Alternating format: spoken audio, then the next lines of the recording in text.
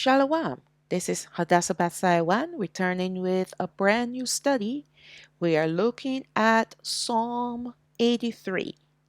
And the reason why we're going to take a look at this psalm is because we're hearing about the Psalm 83 war, and it involves the people in our land, and so on and so forth. So, we're going to take a look at this psalm and see what this Psalm 83 is all about. Now, in order to investigate and to delve into Psalm 83, we first have to address this issue. And this is what part one is all about. Who are the true people in the Bible? If we know and when we do discover who they are, then we will be on the right track to understanding Psalm 83. All right, so let's get started. There are many Christians teaching, especially the rapture hopefuls, concerning Psalm 83. These ones are stating that Psalm 83 will be a war to come, a future war that is around the corner and is about to happen very soon. And that war will trigger their rapture event, either before this said war or just before it begins. And what these people don't seem to understand is that they're playing into the narrative that the wicked people of this earth have conjured up. They have created agendas for generations. And when we buy into their agendas, when we buy into their narrative, then they have us where they want us. They don't want us to believe in the truth.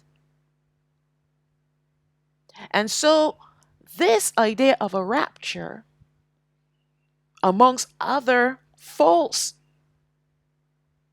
doctrines that are out there, is helping along this evil machinery, this evil beast system, this beast empire. Helping it along well, very, very well.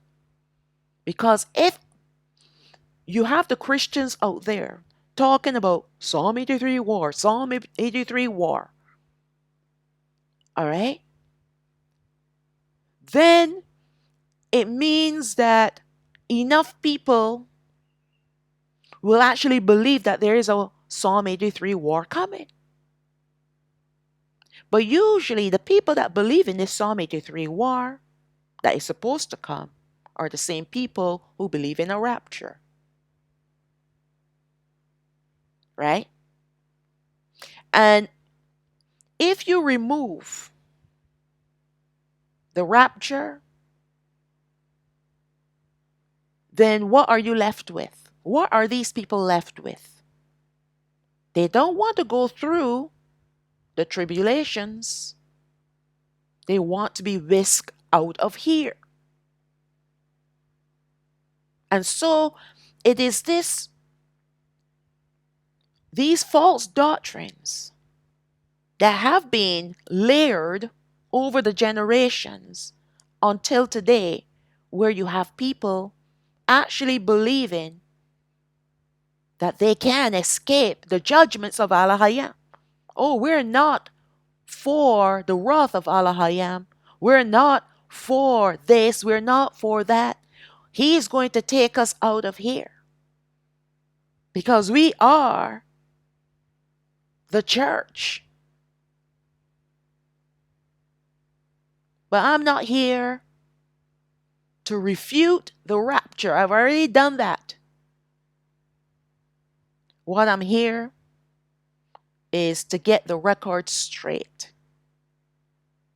All right? To get the record straight. Because these people are taking our manual, who is the Bible, and they're taking our prophecies and putting their own spin on it, their own translations, and taking everything out of context. Everything out of context. All right? They are even attributing what is currently happening in Israel to be the prelude to this Psalm 83 war. You see, they want so much to get out of here that they are thinking that the Psalm 83 war will be their precursor to getting out of here. So once that happens, then all they have to do is hang tight because they'll be flying soon. But if there's no Psalm 83 war, where does that leave them? Anyway, it gets the plot thickens. Let's see what goes on here. What is going on here? What I want to prove to you with truth and reading the prophecy studied in its context, how wrong this idea is.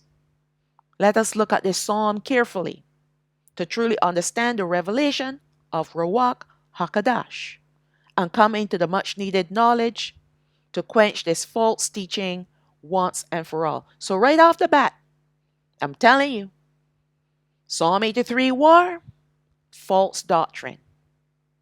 It's a lie. All right? Let's read on.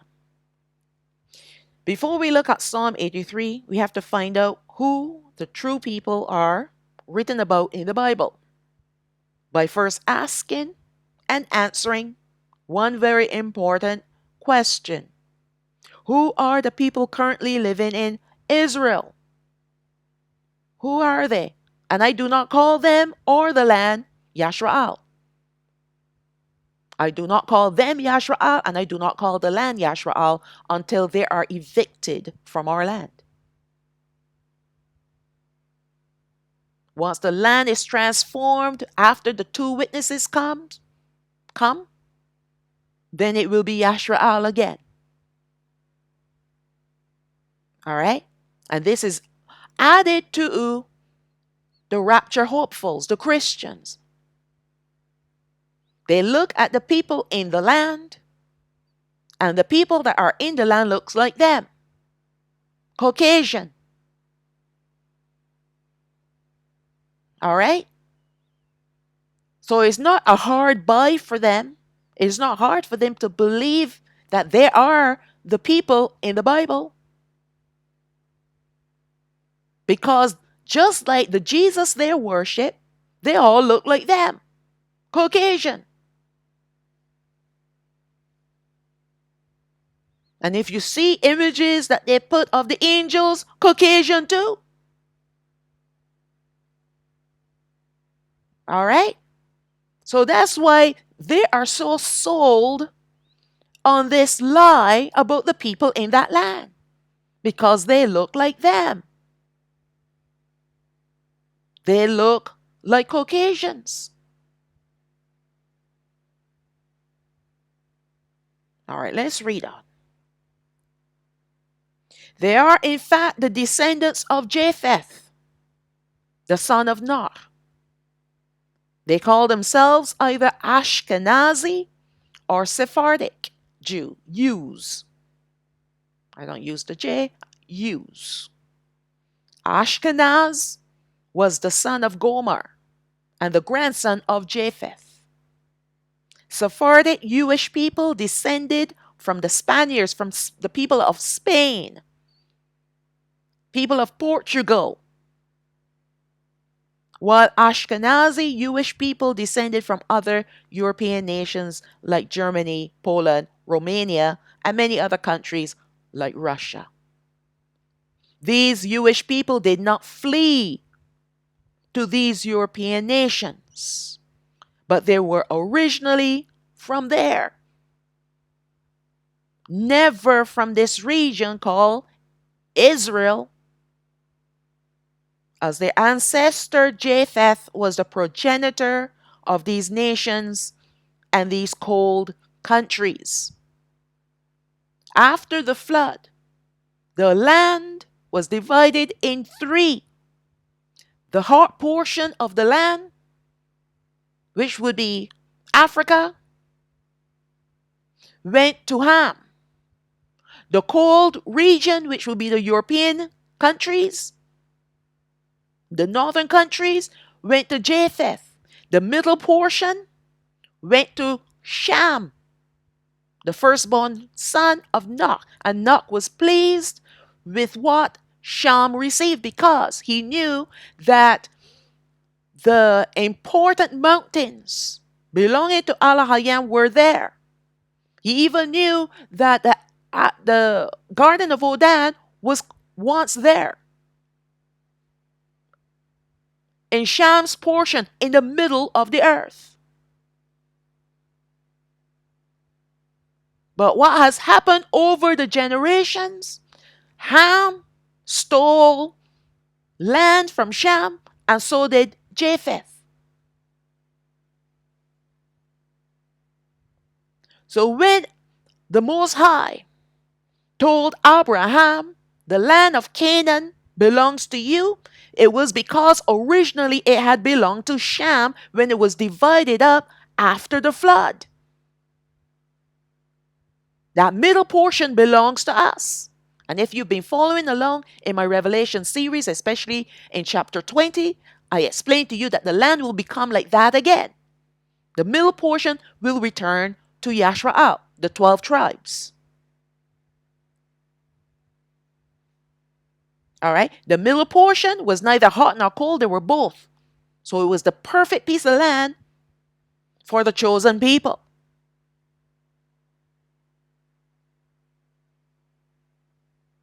All right. Yashaoyah, chapter 10, verse 2. This is the book of Genesis, chapter 10, verse 2. The sons of Japheth. Now, this is coming from the Bible. This is not my opinion.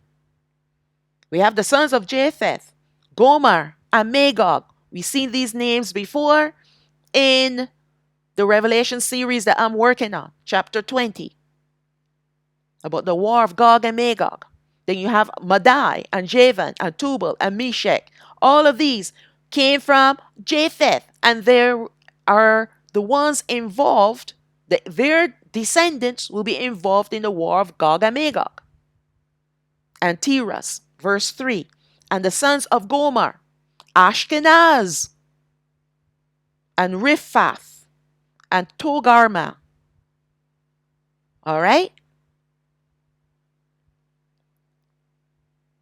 Ashkenaz, as in Ashkenazi. All right? This is where those people currently living in our land descended from. The Europeans. We don't need to go any further because everything comes down to just two sons. Actually, well, let's say three sons. Sham, which will be the 12 tribes of Yashaoyah. Japheth, the Europeans and the Asians. And Ham, the Africans. That's what it comes down to. So we see all these different names like Tubal, Meshach, and Togarmah. We see all these different names. And we get hung up over them. But we're not supposed to get hung up over these names. What we are supposed to see is who they descended from. All right. However, we are made to believe that on May 14th, 1948, that quote unquote Israel became a nation as prophesied in the scriptures. The only problem is that the current land called Israel was made into a nation because the true inhabitants of that land were in exile due to their rebellion, and still their offspring are in exile.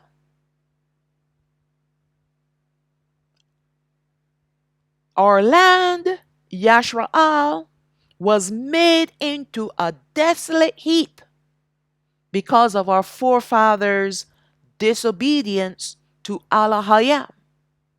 After we either fled from the persecutions of the Romans in 70 AD or were slaughtered by them. Before we look at scriptures to prove why the southern kingdom fled from Yashraal, let us look at the prophecy concerning Yashraal becoming a nation in one day. And we're going to read it and study it within its context. All right. Now, as we're going through Yashaoyah chapter 66, this is Isaiah chapter 66, we're also going to encounter the reasons why our forefathers fled from our land. It's all intermingled together. You can't escape it. All right? We were scattered to be regathered. Simple. Okay, let's look at Yashaoyah chapter 66, verse 1. Thus saith Yahweh, the heaven is my throne, and the earth is my footstool. Where is the house that you built unto me? And where is the place of my rest? For all those things have my hand made, and all those things have been, said Yahweh. But to this man will I look, even to him that is poor and of a contrite spirit, and trembles at my word. Many Christians today look at Yashaoyah chapter 66, verse 8, and attribute it to Israel, that state that is right there in the Middle East, so they call it, was made into a nation in one day on May 14th, 1948. They take this little verse. We haven't gotten there yet. We're going to go through these verses carefully. But the whole point behind this, because we are disputing whoever these people say they are, they claim that they're us. They claim that they're the people of the Bible. So what we want to do is prove that they cannot be who they say they are, based on the prophecies. Not my opinion or my words, but the word of Alahayam. All right? So if they're not the people, then where are the true people? Where are they? Okay, we're going to read on.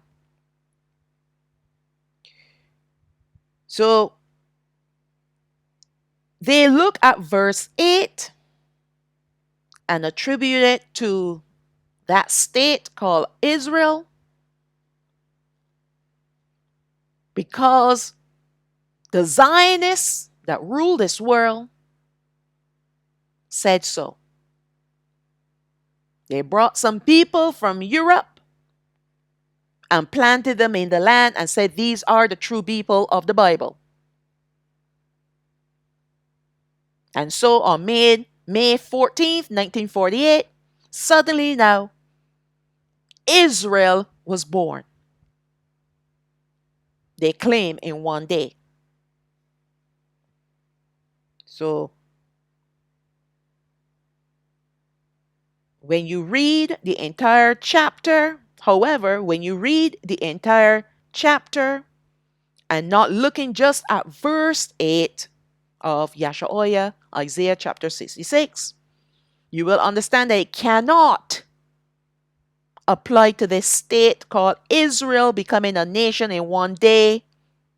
For this prophecy is an end times event, not fulfilled yet. This is the thing that knocks me over for six. That these people could just read one little verse. But you see, they didn't just read it.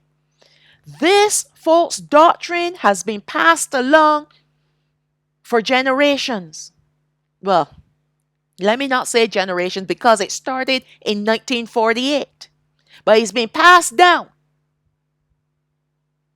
through the Christian churches. That Israel was born in 1948.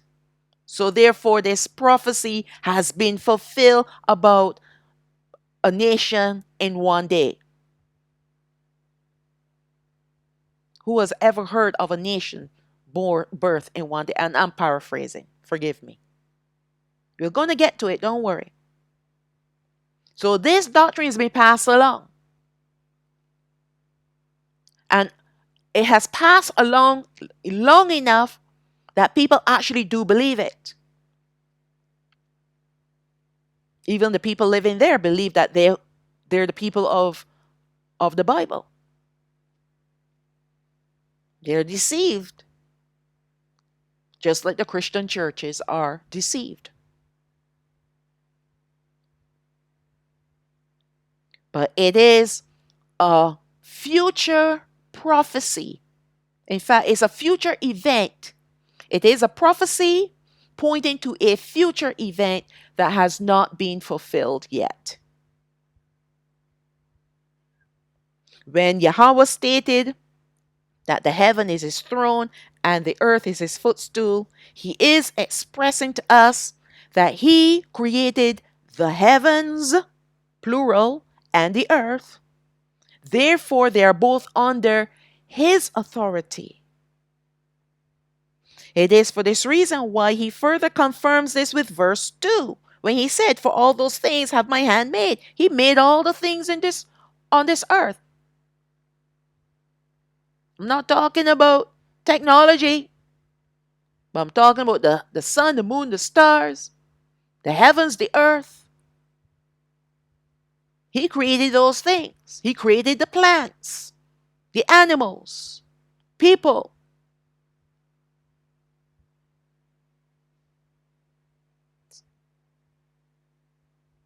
He is asking for his place of rest, looking ahead at the future, knowing that there will be no tabernacle until he establishes his own. Right? This prophecy is set in the future. Yashaoyah chapter 66. Pointing to the people of the book, the true people of the book, to look ahead for a future tabernacle not made with human hands, by the way. Not like the one that they want to build in Israel. That's going to be built with human hands. That's not his house. So even the same people that are looking for the rapture, the same people that are preaching about Psalm 83 being a war that is coming, are the same people that are talking about the third temple that's going to be built in Israel. Unbelievable. Alahayam he is very specific when it comes to his buildings, his tabernacle. Do you think that the 12 tribes of Yashaoyah could have built him any kind of tabernacle? What did he do? Did he not call Masha up to the mountain for 40 days and 40 nights and showed him the true tabernacle and taught him or give him instructions to make a copy of it and the articles that were going to be in it, that were in it? Did he not do that? Yes, he did. And so the tabernacle in the wilderness was made according to the specification of Alahayam. So was the tabernacle that was built by Shalabah in the land of Yashaoyah, in the province of Yahawada, in Yarowashalam, according to his specifications. He instructed the what? With the materials, and he instructed Shalamah on how it's to be made. And yet you have these ones thinking that they can make a tabernacle for him. Where are they going to get the specifications from?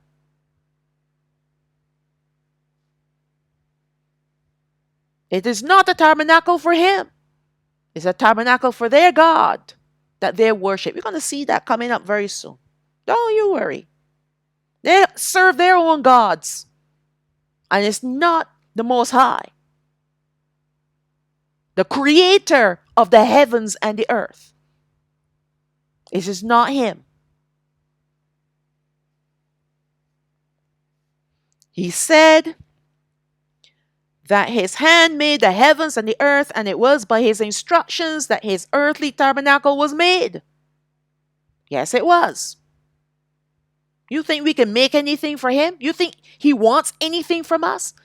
Even the articles that the craftsmen made,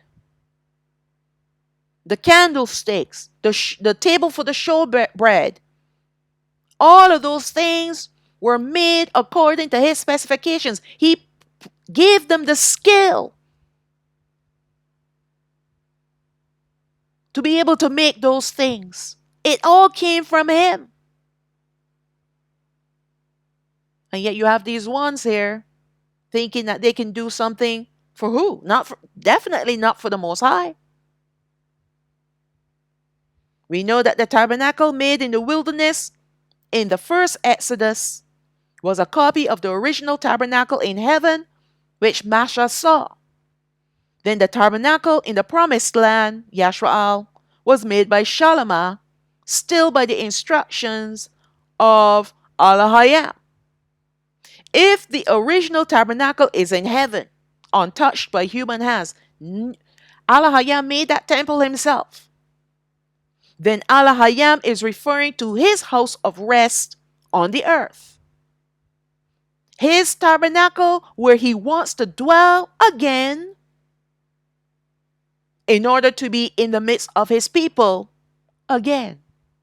You see, that was the whole point of the tabernacle. So that he can be in the midst of his people. He can be their Alahayam and they be his people. That's covenant.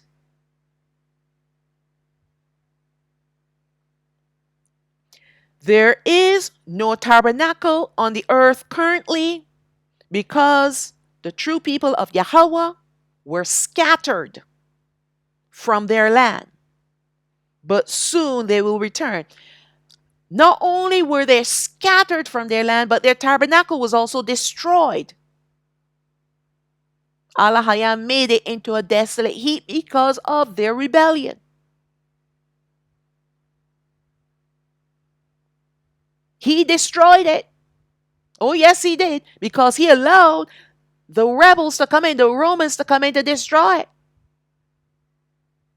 If he didn't want them to destroy it, do you think that they could have touched one stone of that tabernacle?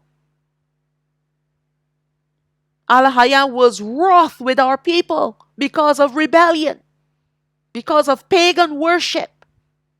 And they were polluting his name. And he said, enough is enough. You want to worship pagan gods?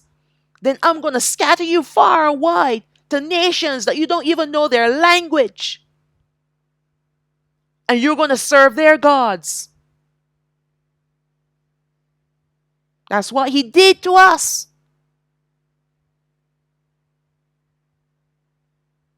And that's why we today still don't have a tabernacle.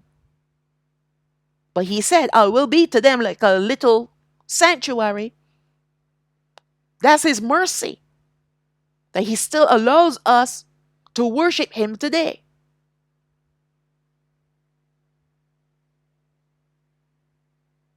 But soon we will return to our land. It is being prophesied throughout the Bible that he is going to regather his people. And when he regathers his people and he brings them into their land, no one can oust them out again, can get them out again. Not like what you're saying happening there right now. Okay, let me read on.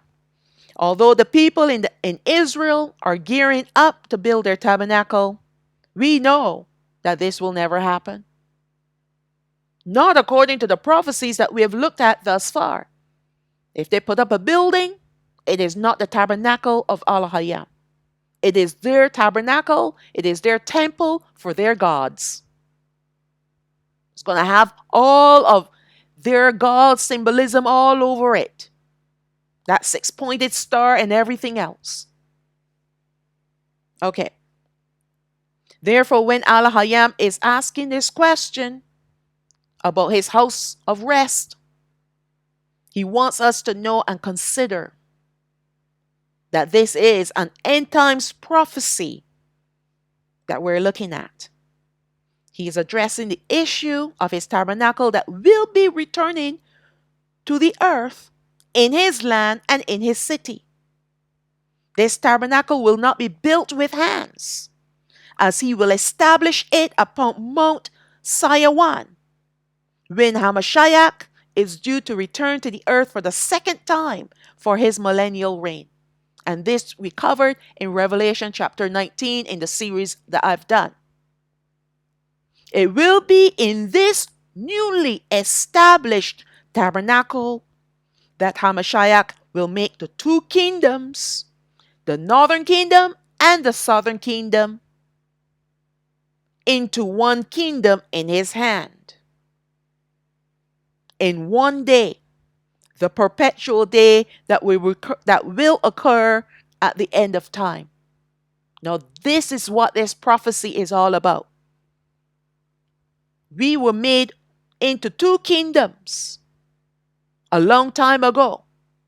The northern kingdom and the southern kingdom. The northern kingdom fled to Africa. The southern kingdom remained in their land because Hamashiach had to come through the lineage of Yashaoyah.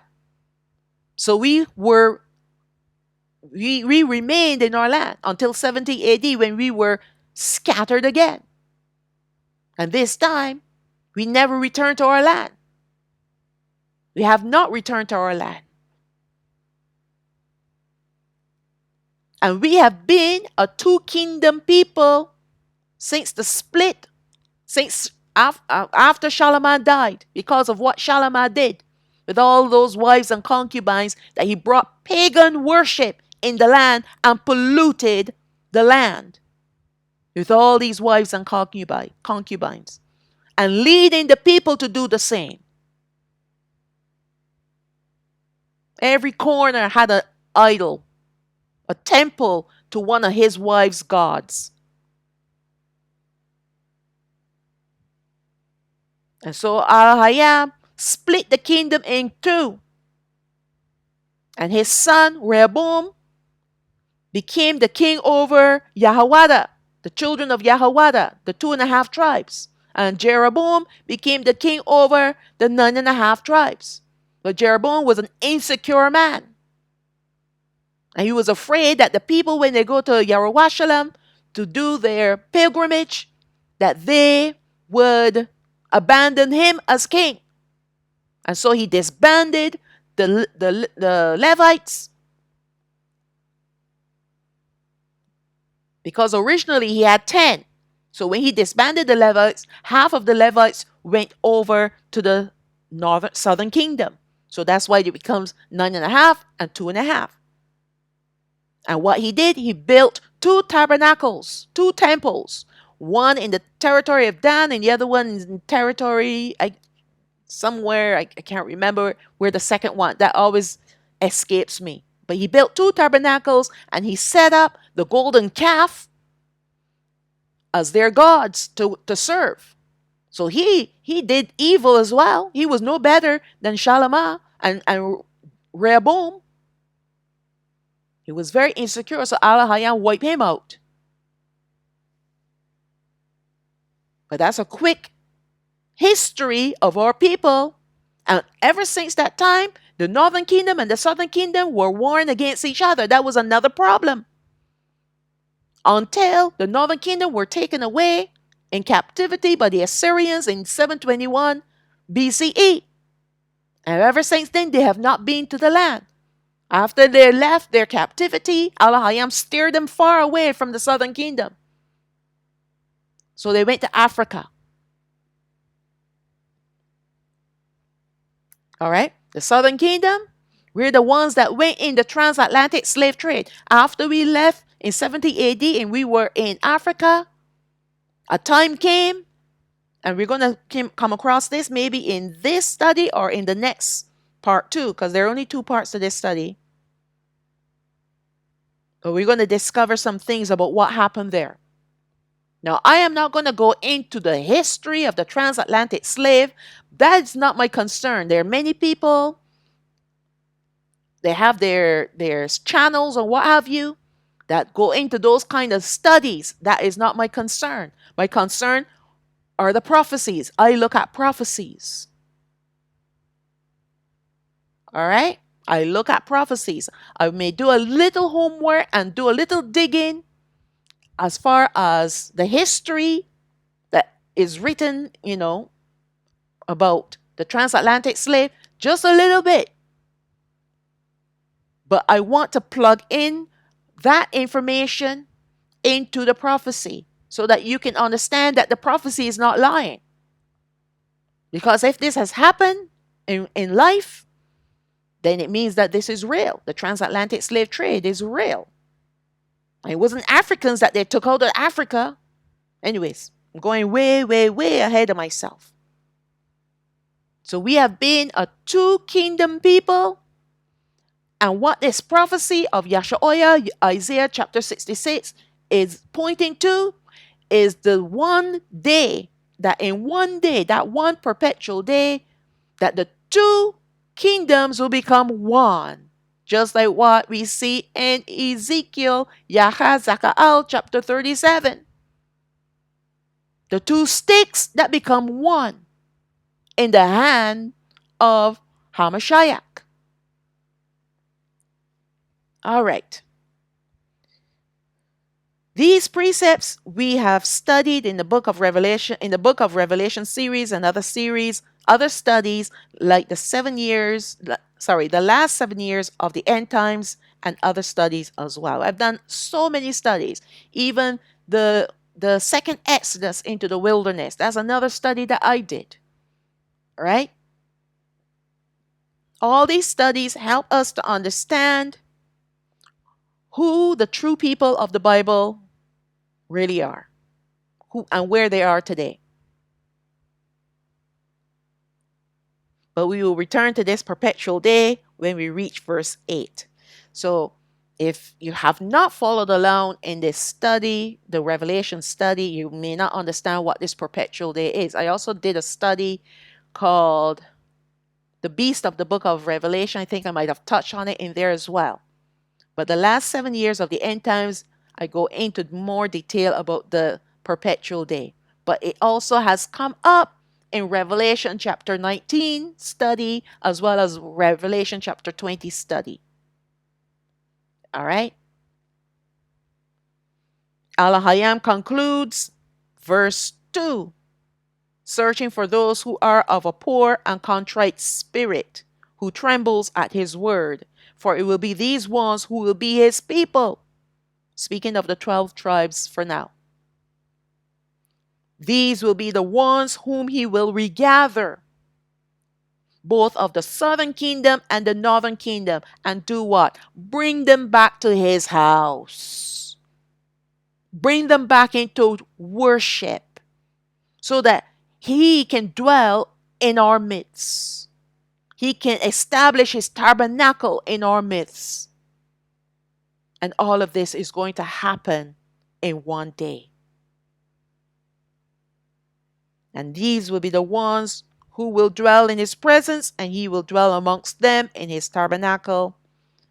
When Yasha'al returns to their land, Alahayam will be coming with them. So let me just give you a quick review. The southern kingdom will be taken up in chariots very soon.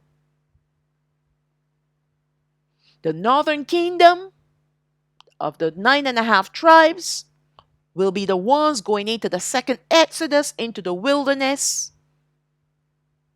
until they reach the land of Yasha'al. They're the ones who will be there before us. We will join them when Hamashiach returns to the earth the second time as king. And that's when he will establish the two kingdoms and make them one. Has this happened yet? No.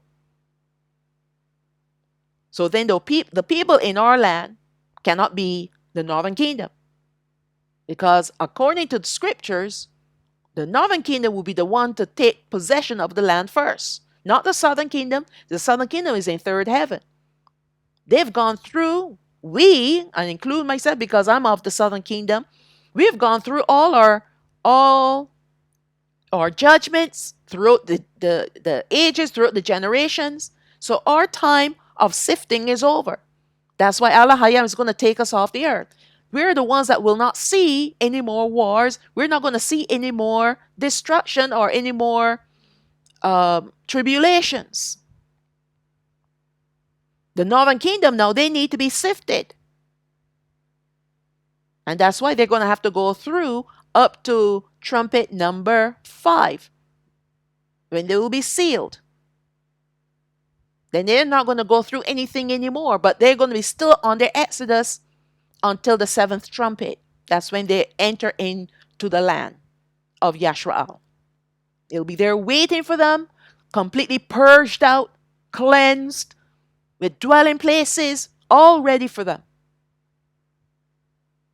And no one will make them afraid because Alahayam is going to create. In fact, let me not say create, because he is the glory. But he will send his glory like a fire to surround them. It's not going to look like a visible fire. It's just a place. It's just going to be the fact that no one will be able to enter into the land just like that to try to take them out again. No, because he is going to surround them with his glory. Wherever he puts them to dwell in the land, which will be Yashaoyah, because he's coming back. Hamashiach is coming back to Yashaoyah. So his people, because this is going to be a remnant of the northern kingdom, so it's not going to be a massive amount of people yet. So he's going to bring them to the safest portion of the land, which will be in Yashaoyah. All right, and that's where he's going to surround them with his glory. All right, that's where they're going to have cities in Yashaoyah. All right, let me read on. Psalm 34, verse 18. Yahweh is near unto them that are of a broken heart, and save such as be of a contrite spirit. You see, the problem with our people, we are proud people. We're full of pride. That's not good. And we're also very rebellious and stiff-necked. What Alahayam wants from us is to be broken and contrite. And that's the reason why he scattered us in the first place, because he sent his prophets to warn our forefathers, hey, you're doing wrong. You're being rebellious. You need to repent. And you know what they did? They said, you're the one that is evil. And they would kill the prophets. Because they want to carry on as they were carrying on. They wanted to continue doing their evils. And anyone pointing out their evils, they will kill them.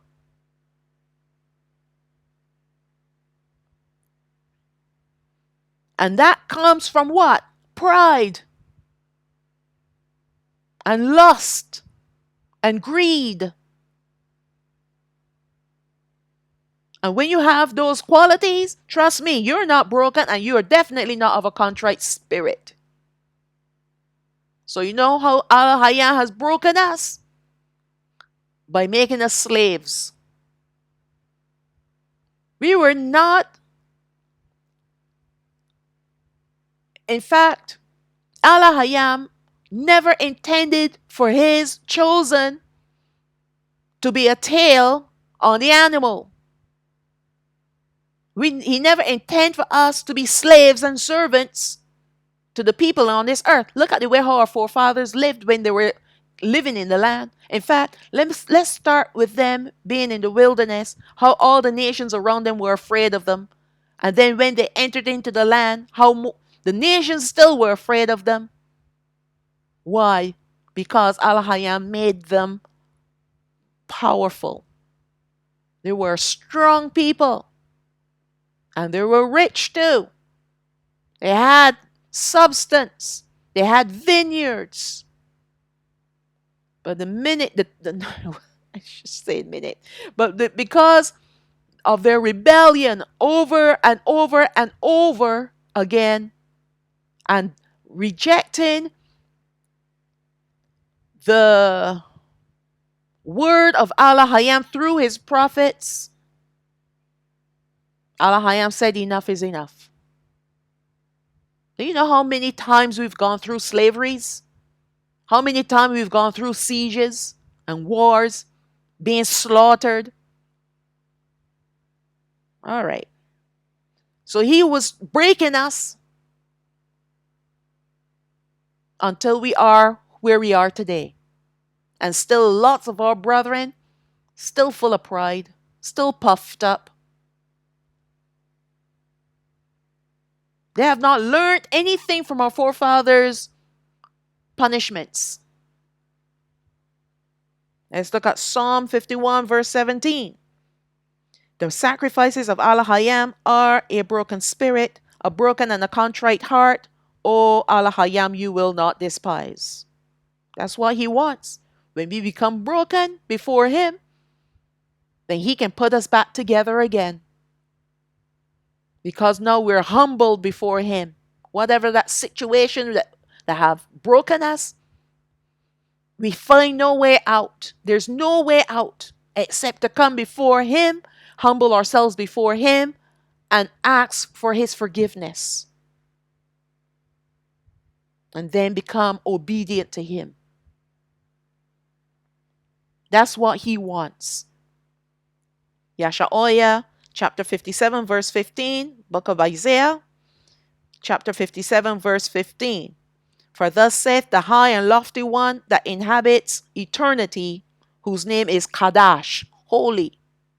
I dwell in the high and holy place, with him also that is of a contrite and humble spirit, to revive the spirit of the humble and to revive the heart of the contrite ones. This is what Alahayam is looking for. And he's not going to find it in in the majority of our people.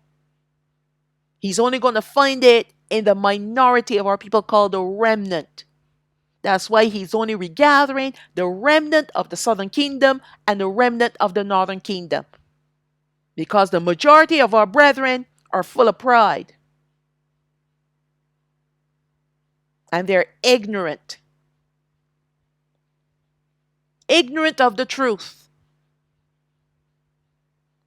Alahayam wants us to be broken before him because that brokenness brings humility. When we come broken before him, then he mends us, revives us, and quickens us with his Ruach Kadash. This is what he wants for all those who desire to dwell with him. Because the opposite of being broken is being full of pride, self-reliant, and independent. You know, you have some of our brethren, they have a few dollars, they don't need him. They don't need him. You know, the only time they need him is if sickness should come their way, some sort of scare come their way. Then all of a sudden, no, they're crying out to him because the money that they have in the bank can't do anything to help them. All right? Money is good so that they can buy whatever they want to buy except security, safety, and good health. When any of those things are touched, see how quickly our brethren run to him. Daughter or son becomes ill. Doctor said, there's nothing more that we can do. You got all that money in the bank, that money can't do anything to save that child. So all of a sudden now you remember Alahayam, let's pray. Let's pray and hope that he will hear us and heal our child. And heaven forbid, if he should touch the child, you think that they're going to carry on and worship him? No. They go right back to how they were before. Yes, they do. Yes, they would. That's the nature of our people. The only time that they want Alahayam is when they need something. When they're desperate. When they're in slavery and being treated like animals. Then they cry out to him. And once life becomes good, he gives them provision, protection, and good health.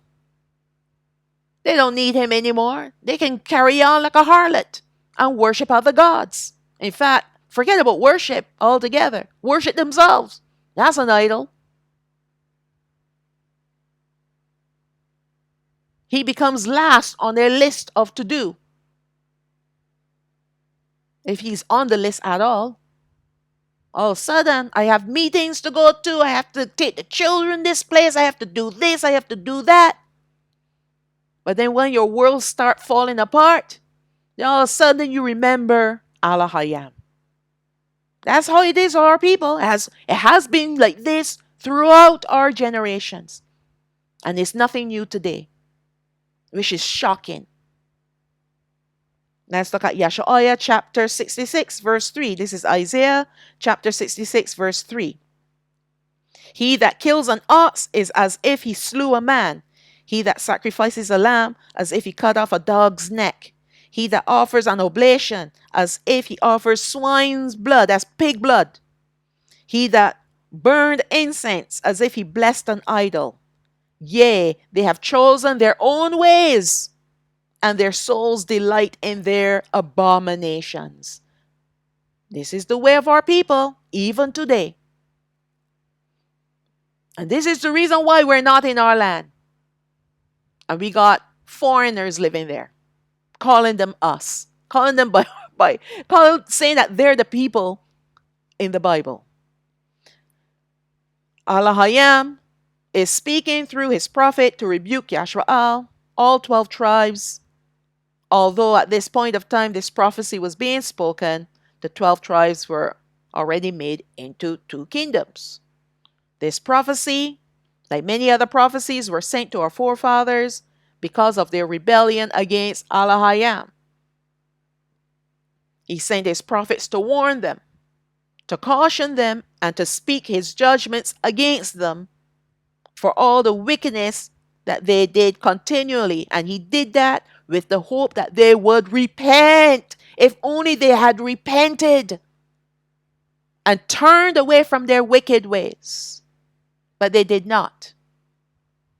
It is for this reason why Alahayam said that their sacrifices that they made to him were abominations because of their wickedness. Killing an ox for a sacrifice, one of the sacrificial animals, was equated to killing a man, which is sin. You shall not kill a man. You shall not commit murder. Sacrificing a lamb Again, that was a sacrificial animal. There's nothing wrong with that.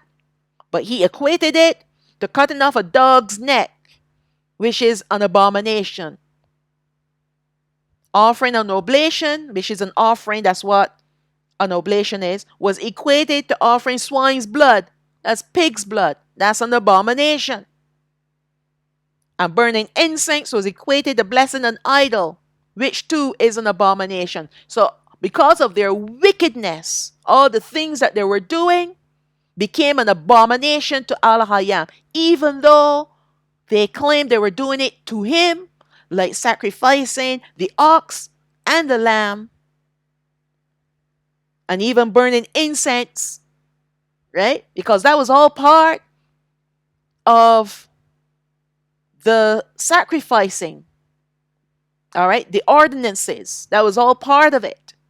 But because of their wickedness, Alahayam compared it to the abominations, which will be offering swine's blood, cutting off a dog's neck like a sacrifice, and blessing an idol. All right? And killing a man. That's what he equated all the things that they were doing for him to us, calling them abominations. Why? Because our forefathers, the true offspring of Abraham, Yitzchak, and Yaakov, fell into pagan religion, transgressed the commandments, laws, and statutes of Alahayam, and still decided to carry on business as usual, to offer up their sacrifices to Alahayam with dirty hands. And we see it all today. You see them puffing on cigarettes and still want to call the name of Alahayam through those same lips. I'm not saying that puffing a cigarette is a sin, but you're not treating your vessel as a holy vessel.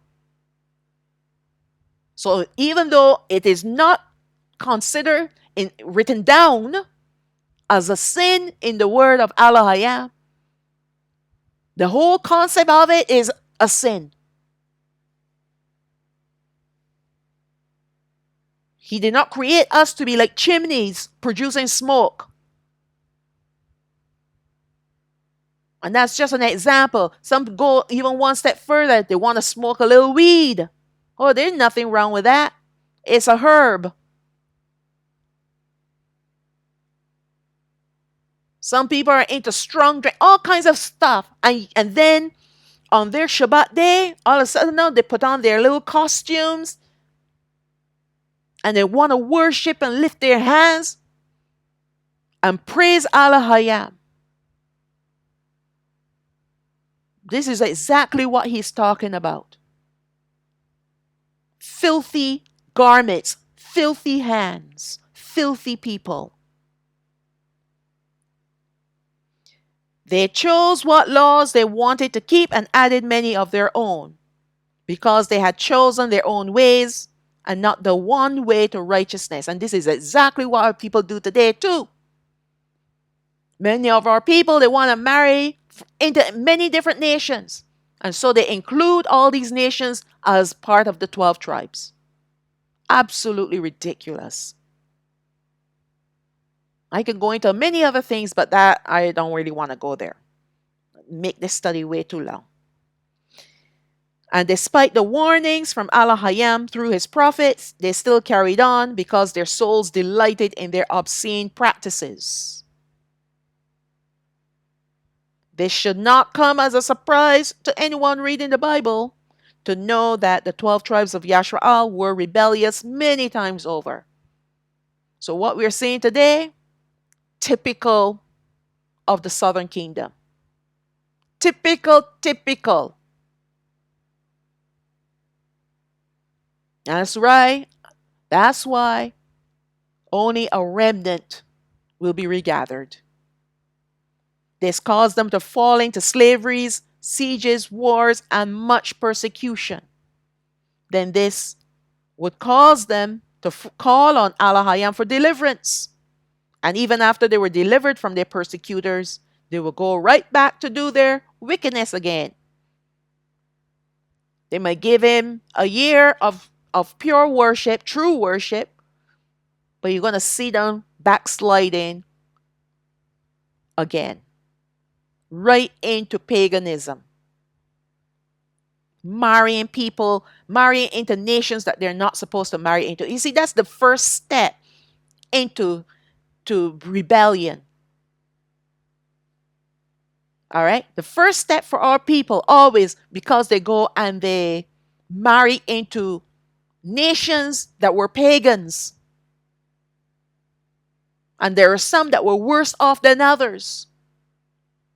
Some that Alahayam said he forbid our people to marry into. Because there were abominations. A lot of those nations, they had Nephilim bloodline. There were abominations to him.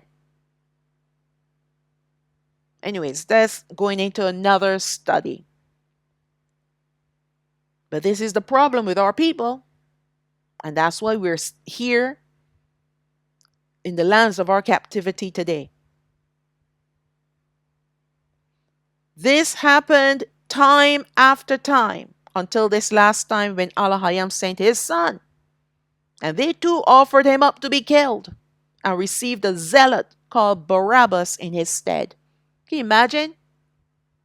Let his blood be on our children and our children's children. That's what our people cried out.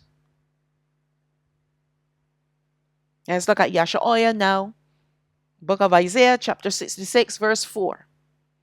I also will choose their delusions, that means vexations, their troubles. I will bring their fears, their terrors upon them. Because when I called, none did answer. When I spoke, they did not hear. And they did evil before my eyes, and chose that in which I delighted not. The awesome thing about Alahayam is that he instructed Masha with all the ordinances, all the different laws, commandments, judgments, and statutes. And the reason why he gave them all of that, give us all of this, his laws, is so that we will know what is evil before him. Because if you read the laws and the statutes and all the different things, the judgments, you will have a clear understanding of what is righteous and what is considered unrighteous before the eyes of Alahayam. He lays it all out. He has it all laid out.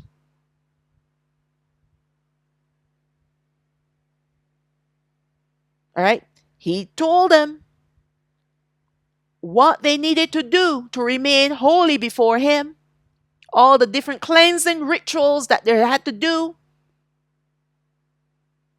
All of it. He made provisions for them for every incident that they could have committed,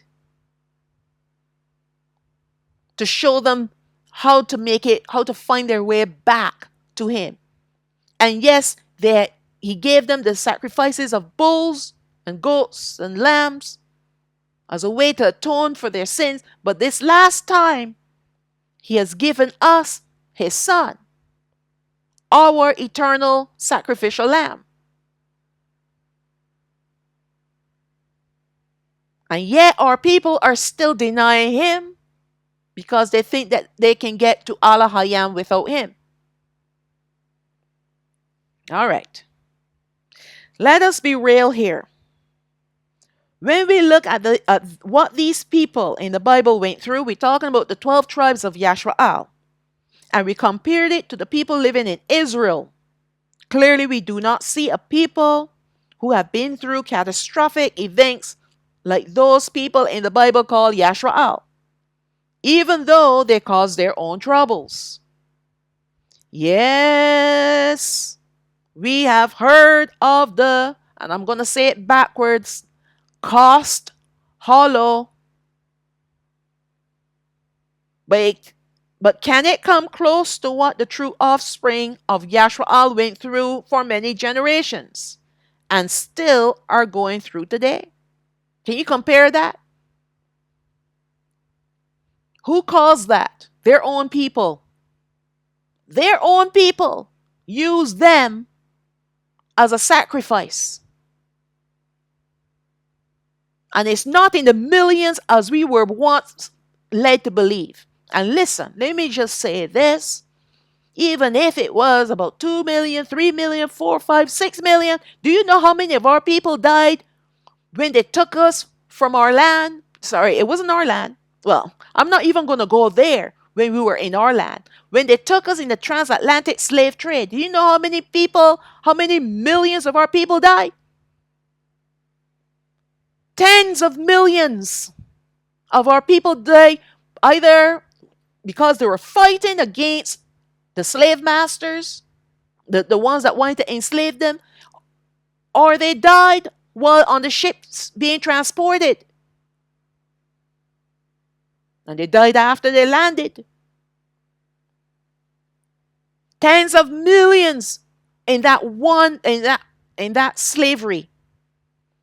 How about the sieges in 70 AD and before that? And all the different wars. You can't compare what we went through as a people to this one event that they call the Cost Hollow. Speaking it backwards. You can't compare it. And every time you look around, you hear the people talking, oh, but these poor people, they went through such a terrible time when that man with that funny mustache, put them in the camps and do this to them and do that to them. Yeah, how about the slaves? How about the Negroes? Taken from Africa under force and made into slaves. There were many more of us that died than these ones that claim in our land, Israel. I call it Israel. All right? Much more. But they hang their hat on that one event as if it is a gold medal. It's their shining star. And they use that as a way to get reparations from many different countries. And yet we, the slaves, what do we get? We built a lot of things in this world. And they took the credit for it. Anyways, again, going into another scenario. But I just want to show you, those people in our land, they have not been through anything. Not like what the Negroes have gone through. And when you compare the Negroes to what the people in the Bible have gone through, it is identical. They are identical. And if you read Deuteronomy chapter 28, from verse 14 or 15 onward to the very end, and you see the curses, do those curses reflect those people in our land? No, but it reflects the Negroes that are scattered throughout the four corners of this earth. And even today, how people talk about us and treat us. Unbelievable. Okay, let me move on. But can it come close? Okay. That event that occurred was a one-time event. All right? Compared to the countless amount of times the Negroes were and still are being persecuted. Alahayam warned our forefathers that he would bring delusions upon them in the form of troubles, like we have seen happening with them throughout the ages, countless amount of times, as a matter of fact. Alahayam has not lied. He said, I'm going to send you delusions. I'm going to send you troubles, vexations of spirit. And that's exactly what our people have been going through for generations. Alahayam sent his prophets and his son and finally his apostles to warn his people, but they would not listen. They would not hear and heed to the warnings. But instead, they continued to do evil before him and even kill his prophets that were sent to warn them. And killed his son too. Okay, we're going to take a break and look at Yashaoyah chapter 65. This will give you a good idea of what our people have gone through, what the Negroes have gone through. You can equate the Negroes to the people in the Bible. Let's read. Verse 2. I have spread my hands all the day unto a rebellious people who walked in a way that was not good, after their own thoughts. A people that provoked me to anger continually to my face, that sacrificed in gardens and burned incense upon altars of brick, who remain among the graves and lodged in the monuments, who eat swine's flesh and broth of abominable things, and broth of abominable things is in their vessels, who say, stand by yourself, come not near to me, for I am holier than you. These are a smoke in my nose, a fire that burns all the days. That means he's angry for all these things that they're doing. You see, when Alahayam gave the ordinances and the rituals and the laws, the commandments, the statutes and the judgments, the Masha to his people, it was to make them into a holy people, a special treasure, to make them into a royal priesthood, to make us into a righteous people. Because we are not only physically cleansed, but we would have been spiritually cleansed as well. But when you eat swine's flesh, you're eating abomination. And who knows what kind of broth that they were cooking? Maybe some sort of bird that they're like one of those carrion birds, or pig again. But it was an abomination before Alahayam. And burning incense and doing their stuff in the graves. Who goes amongst the graves? That's considered unclean. You go and bury a man, you have to go and cleanse yourself, doing the ritual for cleansing, and you're unclean until sundown. All right? The start of a new day. You're unclean until sundown. And then calling themselves holier than anyone else. The same people that are doing these things. Verse 6. Behold, it is written before me, I will not keep silence, but will recompense, even recompense unto their bosom. He's going to reward them. And that's not a good reward. He's going to punish them. Verse 7. Your iniquities and the iniquities of your fathers together, said Yahweh, who have burned incense upon the mountains and blasphemed me upon the hills. Therefore will I measure their former work into their bosom. Thus said Yahweh, as the new wine is found in a cluster, and one said, destroy it not, for a blessing is in it. So will I do for my servants' sake, that I may not destroy them all. You see, he wanted to destroy all of us. But thankfully, there was a remnant. There has always been a remnant that will worship him. And it's because of the remnant that he persevered with us. Alahayam sent 12 spies to spy out the land of Yashaoyah. 10 came back and said, no, we can't do it. We can't do what Alahayam said to do. And 2 say, yes, we can, because it's a good land. You see, always a remnant that is on his side. Always a remnant. Verse 9.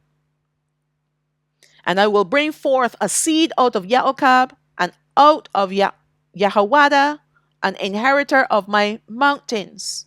and my elect shall inherit it, and my servants shall dwell there. So what's he talking about here? He's talking about he's bringing out his remnant to live in his land, his elect.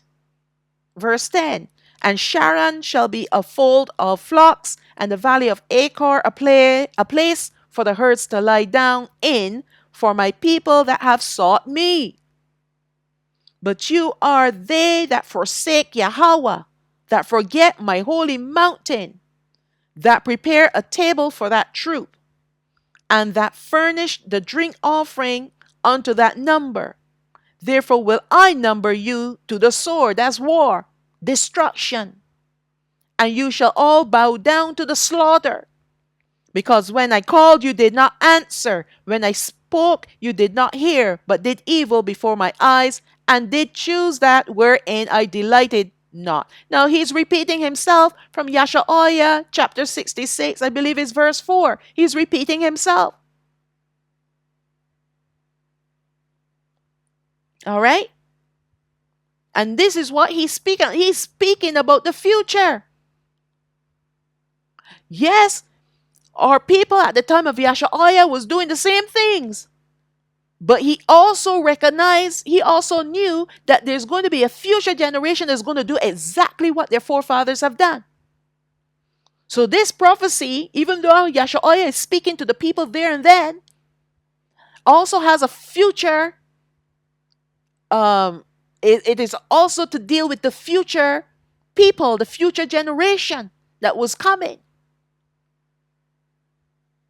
So it wasn't just for the past, but it was also meant for the future.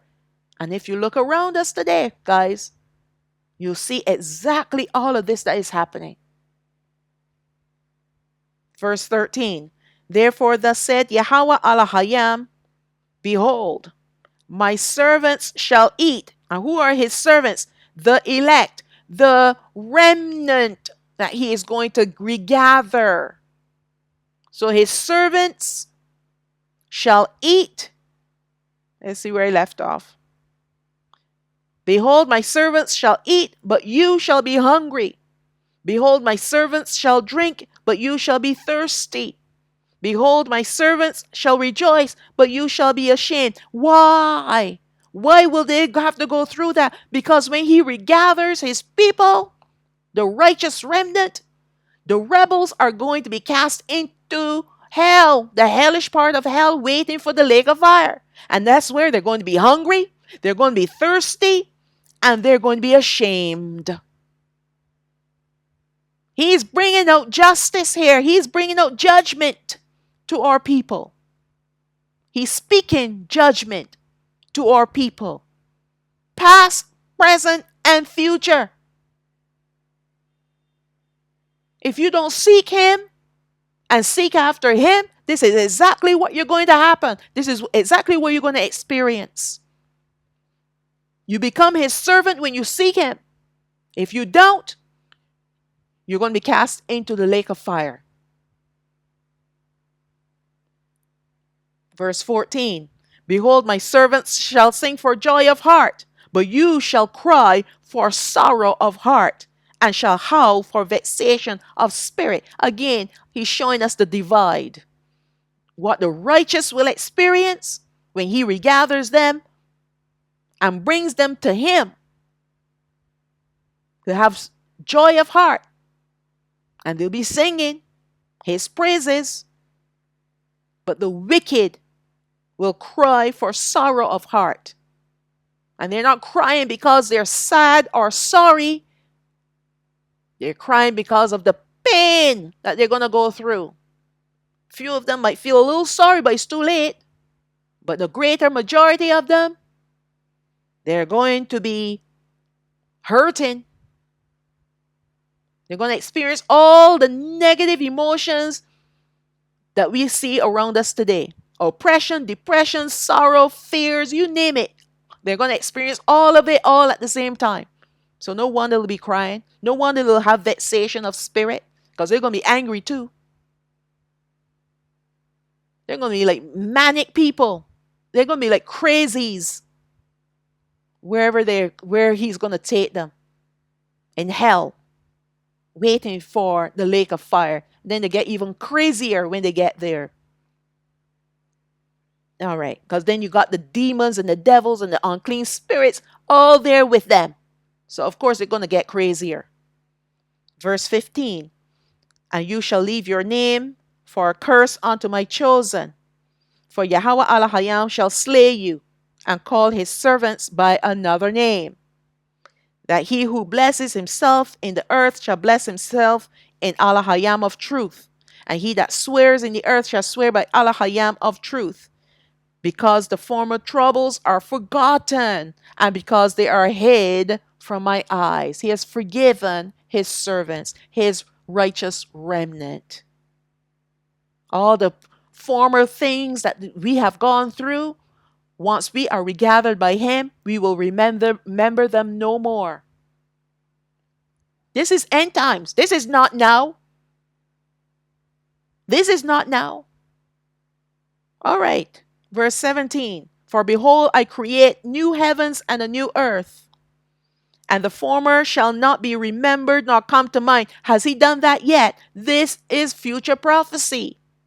That's why you have to read not just one verse, you have to read the whole chapter. Sometimes. Most of the times.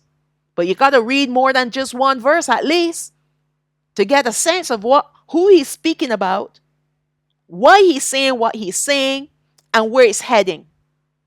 So I would say read the whole chapter, right? Read the whole chapter. Okay. So he's going to create the new heavens and the new earth. At the end, right? At the end of it all, when he sift his people, he's going to sift not only the northern kingdom and the southern kingdom, but he's going to sift the Gentiles too. We see that in Revelation chapter 20. All right? And the old will not be remembered, only the new. Not even come to mind. But you, verse 18, but be you glad and rejoice forever in that which I create.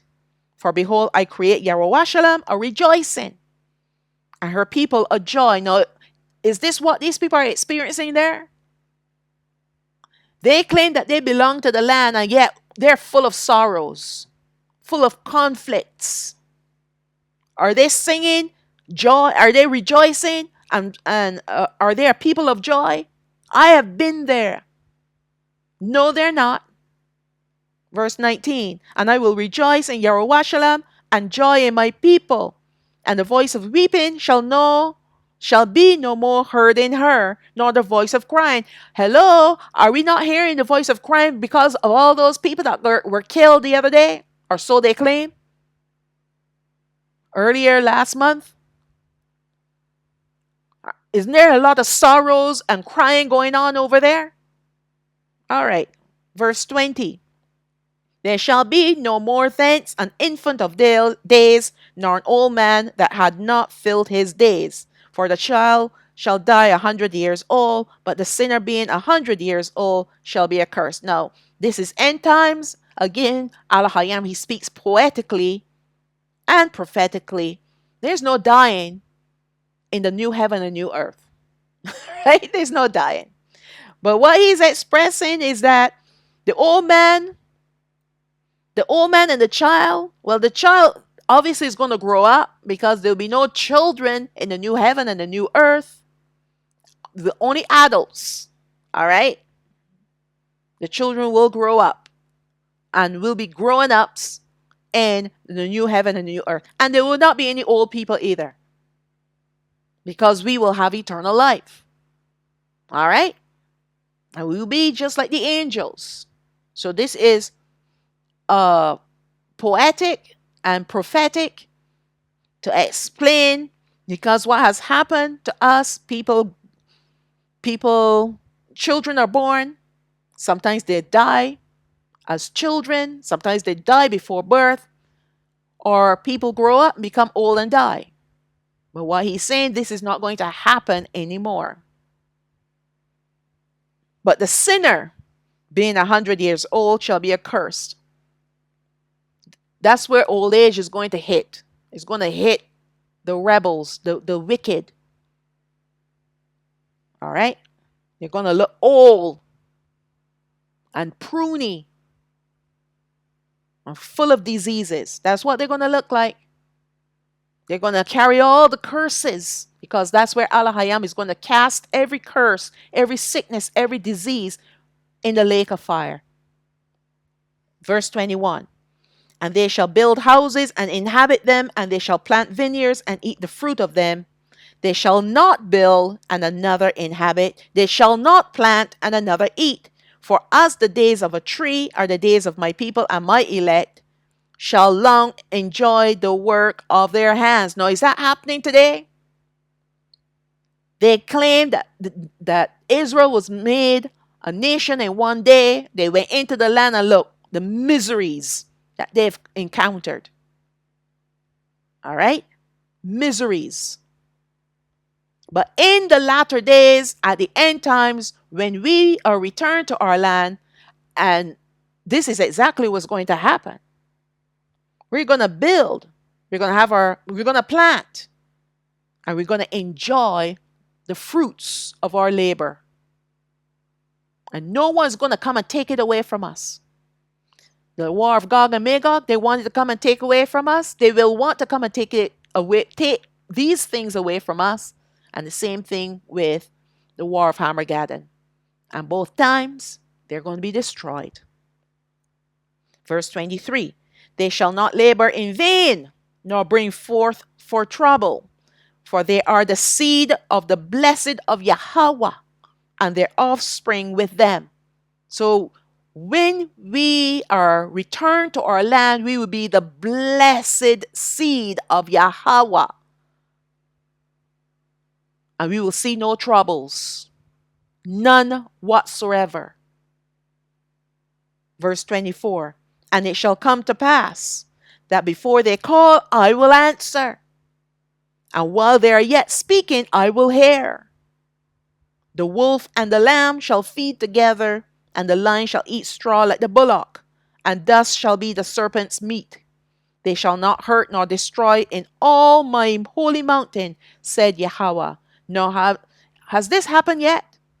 Do you see the wolf and the lamb lying together? This is all end times.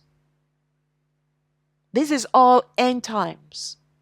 And it's pointing at a people that are not regathered yet to their land that they call Israel.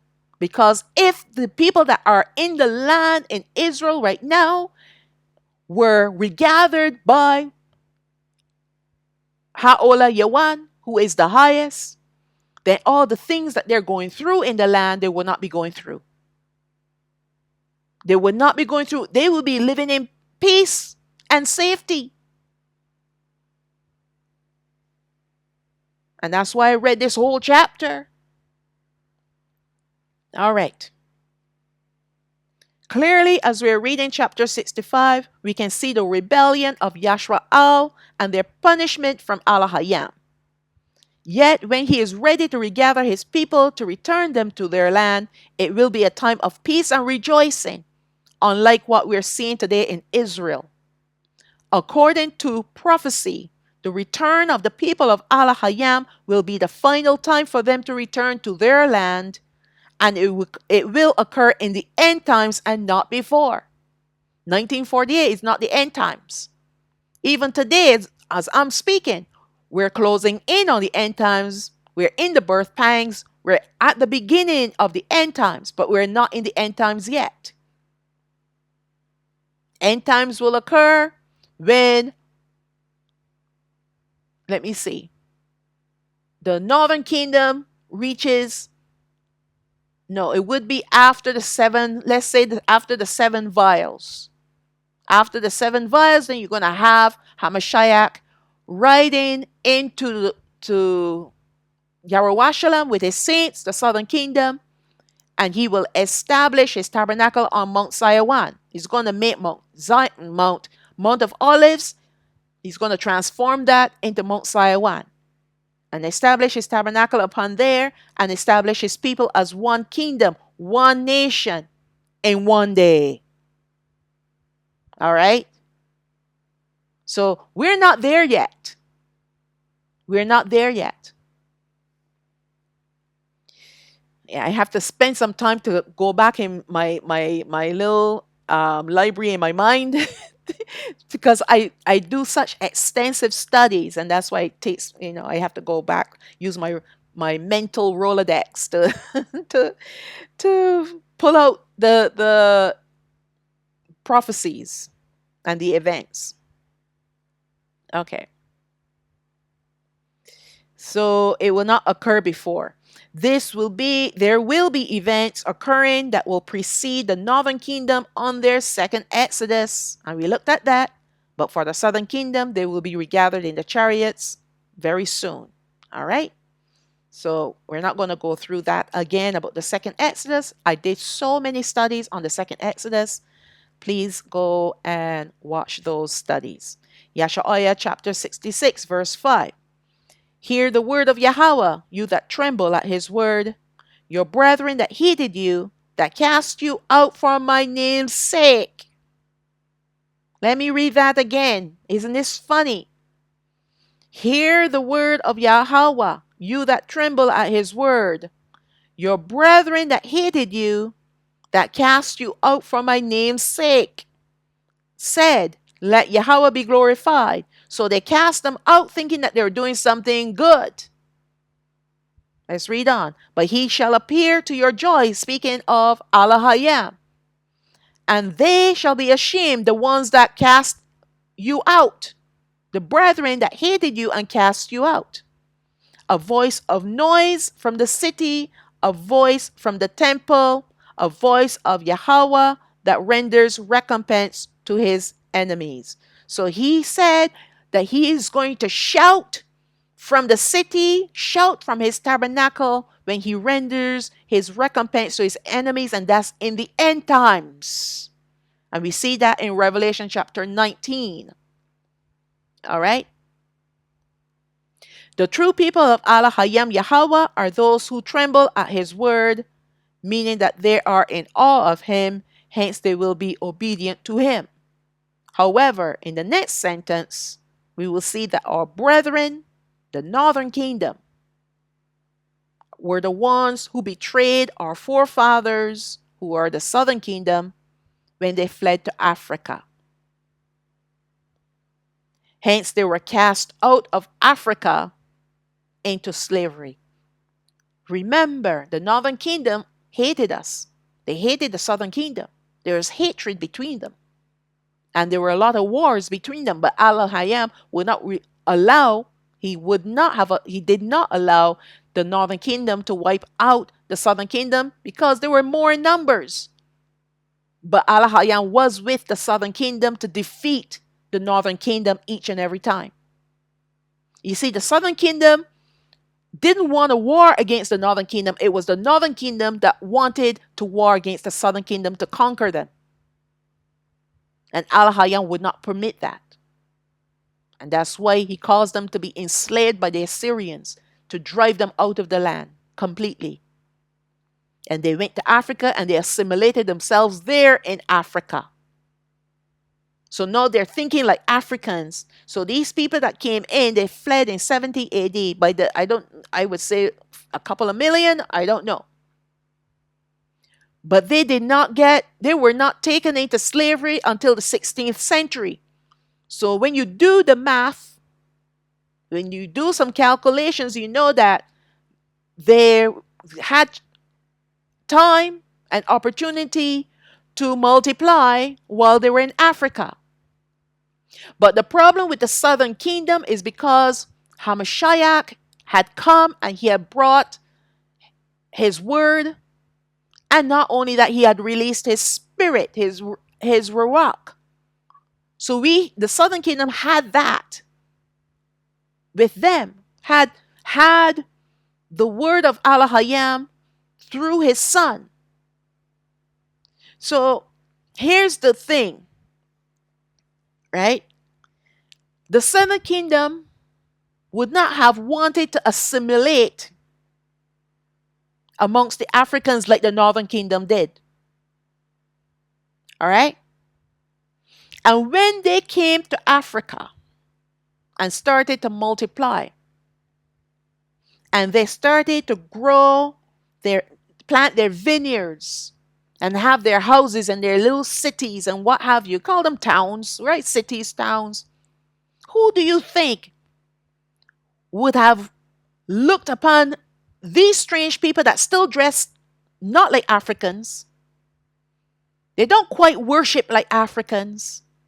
You see, our forefathers would have borrowed some of whatever nation is worshiping, whatever gods they're worshiping. They would borrow whatever they were doing, borrow things here, borrow a little bit of the culture there, but they would have still retained a lot of their original culture and their original worship, right?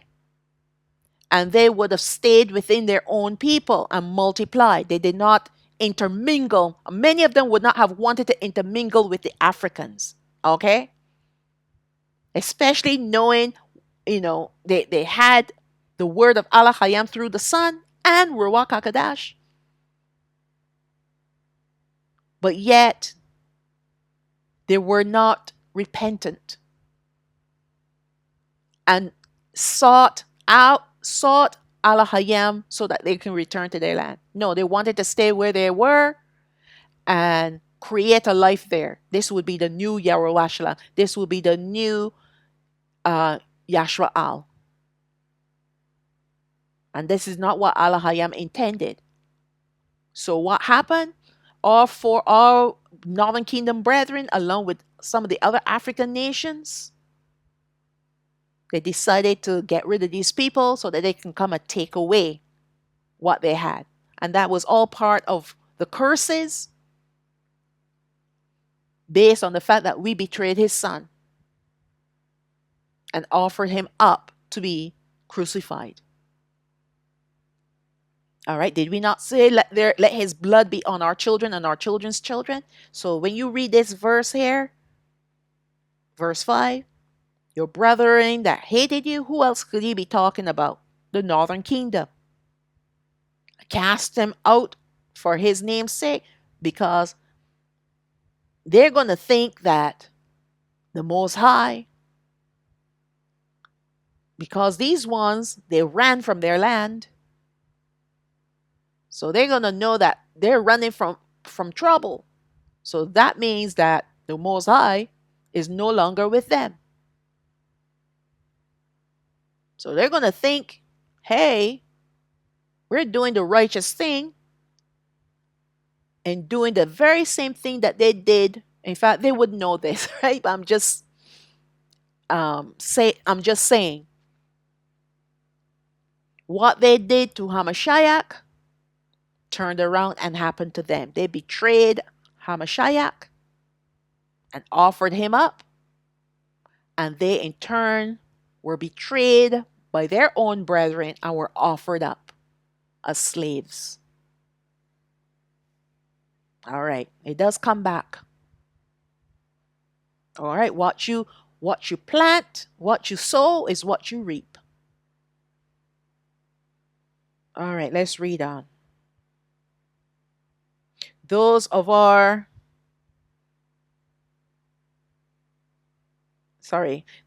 brethren thought that they were doing a righteous thing, but it was a self-righteous thing that they were doing, because they wanted to take what the Southern Kingdom had. This has always been the way of our people, trading what is right for what is wrong, yet calling it right. Let's look at Yashaoyah chapter 5, verse 20. Woe unto them that call evil good and good evil, that put darkness for light and light for darkness, that put bitter for sweet, which are the pleasant things, and sweet for bitter. Woe unto them that are wise in their own eyes and prudent in their own sight. This is the way of our people. Despite who they were that came against us, even our brethren, who in their way tried to destroy us when we were in Africa, Alahayam became our joy, which is a proven fact, as they could not destroy us entirely. because we are still here today and we have multiplied tremendously, right? They intended to destroy us. This is another reason why Alahayam has not revealed himself to our northern kingdom brethren as yet. For this treachery against us was also against him. For we belong to him. And that's why they're going to have to go through the worst time there. Listen, they're going to be holding their bellies. It's called the time of Yaakob's trouble. For 3.5 years, they're going to go to war against the NWO, Beast Empire, number 7. And they're going to be slaughtered like animals. But only a remnant is coming out. This is part of their punishment for what they did to us. All right. They will receive their recompense in the NWO war, that is coming. That's starting in seal number 5. And yet Alahayam will reserve a remnant of them to preserve them like he has preserved us to this day. The Gentile nations that enslaved us and tortured our forefathers will also be recompensed by his destruction of them in the end times. Don't worry, he's coming for them too. But he's dealing with the southern kingdom first and then regather us by causing us to be sifted today. And the northern kingdom, he's going to deal with them next by sifting them too in the second Exodus in the wilderness. After they reach their land, reach our land, then he's going to turn his attention to the Gentiles, because he has a remnant, a righteous remnant in the Gentiles, amongst the Gentiles that belong to him. So he's going to start sifting them, because now his people will be dwelling in safety. So now he can release all his judgments on this earth and punish the wicked nations that had persecuted us. Let's look at Zechariah chapter 2, verse 8. For thus saith Yahweh ol Sabaoth, Yahweh of hosts, after the glory has he sent me unto the nations who spoiled you. For he that touches you touches the apple of his eye. We are the apple of Alahayam's eye. Even the northern kingdom. Even the northern kingdom. Okay, let's move on to Yashaoyah chapter 66, verse 7. Before she, speaking of Sayawan, travailed, she brought forth. Before her pain came, she was delivered of a man-child. Who has heard such a thing? Who has seen such things? Shall the earth be made to bring forth in one day? So this is the main verse that they use to prove their false doctrines, that the people in the land called Israel were birthed in one day, on May 14th, 1948. They take this verse 8 and they build their false doctrines of Israel around it. Or shall a nation be born at once? For as soon as Sayawan travailed, she brought forth her children. Shall I bring to the birth and not cause to bring forth? Said Yahweh. Shall I cause to bring forth and shut the womb? Said Alahayam. When you read these verses like this, and you try to use your own intellect, that's why you will be deceived. But when you read it, and Ruach HaKadosh reveals to you, then you can read with understanding, because he brings revelation. So let's see what these verses actually do mean. Here we are at the verses that have been taken out of context completely to fit a narrative and an agenda. This agenda we'll be looking at in part 2. But right now, we must look deeply at what Alahayam is saying in these few verses. So the narrative and the agenda that Israel was made a nation in one day. That's the narrative, and that was the agenda. In order to read and understand the truth about these verses, we must first understand the significance of Sayawan. Sayawan will be a mountain in the end times, converted from the Mount of Olives, where the tabernacle will be established. Has that happened yet? No. Mount Olives is still there, and there's no tabernacle. So there's no Sayawan. This will occur when Hamashiach returns to the earth the second time as Malak, as king. Sayawan is therefore symbolic of worship. It is also symbolic of the worshippers of Alahayam called the 12 tribes of Yashaoyah. We're talking about the righteous remnant. And it is also a prophetic name for Yahweh. At the base of it all, Sayawan is all about the true worship of Alahayam, not what those people are doing up in there. When the prophet compared Sayawan to a woman in travail, it is an imagery that Alahayam wants us to see and understand. The idea of a woman travailing is that of a woman giving birth, going through the birth pangs, the birth pains, to give birth to a child, much like Sayawan is travailing to birth her children. Sayawan is a future prophetic event that will take place when Hamashiach returns to the earth. But in the meantime, Sayawan is in reference to or symbolic of the true worship of Alahayam. So we have our brethren today that are worshiping pagan gods, Alua, Ahaya, and all these different ones. All right? That's pagan worship. That's not the true worship of Alahayam. So they're not inclusive as the children of Sayawan. The children of Sayawan are those who worship him in spirit and in truth and call upon his true name, which is Yahweh. All right?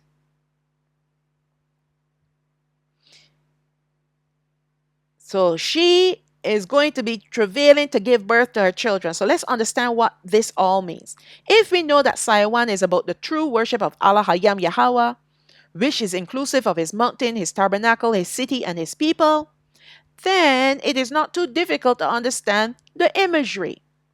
We, the true offspring of Yaakov, are currently without a tabernacle because we are living in exile in the lands of our captivity due to slavery. However, there came a time when the southern kingdom was awakened to their true identity, which began the travailing for Sayawan.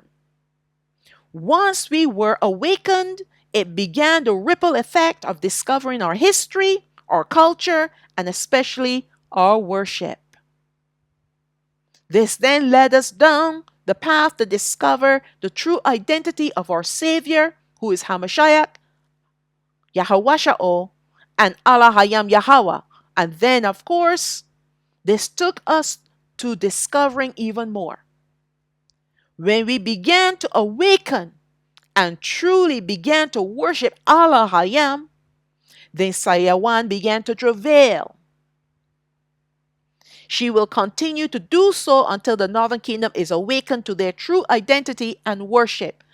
And you know what that birthing is? When we are made one nation in the hand of Hamashiach. And that will be in the end times, when he returns as king on the earth. When a woman is travailing in childbirth, she continues to do so until a child is birthed. Sayawan will complete her birthing when we are made one nation. I'm repeating myself. Oh my goodness, I didn't. Okay. When we are made one nation in the hand of Hamashiach, when he returns to the earth as Malak. This will occur in the newly established tabernacle upon Mount Sayawan. This we had looked at in looked at in detail in Revelation chapter 19. Before she, Sayawan, travailed, she brought forth. Before her pain came, she was delivered of a man child. We have to read these words carefully. Now, before she had birth pains, she brought forth. So that means there was a birthing before that took place. True worship birth a people before. And in the future, true worship is going to birth the descendants of these same people. All right, let's read on. The true worship of Yahweh was officially established under the leadership of Masha when the 12 tribes were in the wilderness. This was the man child that she brought forth before her pain, her travailing came. So the 12 tribes, when Alahayam Yahweh caused them to leave Goshen to go into the wilderness, and he gave them the laws, the statutes, the judgments, the rituals, all the things that they needed to remain holy before him, righteous before him. That was Sayawan that had brought forth the man child before the travailing came. Because the travailing will come at the end of the age. At the end of, well, it's going to start. It has already, sorry, let me say that again. It has already started. The travailing of Saiwan has already started. So the first time she did not travail, but she brought forth a man child. And the second time, now she's travailing to bring forth her children again. The second time.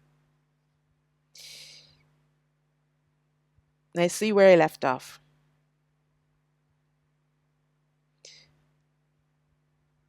After we were scattered from our land and living in captivity, it brought about a situation where she became heavy with child to bring forth once again this man child, the restoration of the 12 tribes of Yashraal. That should have been Yashraal.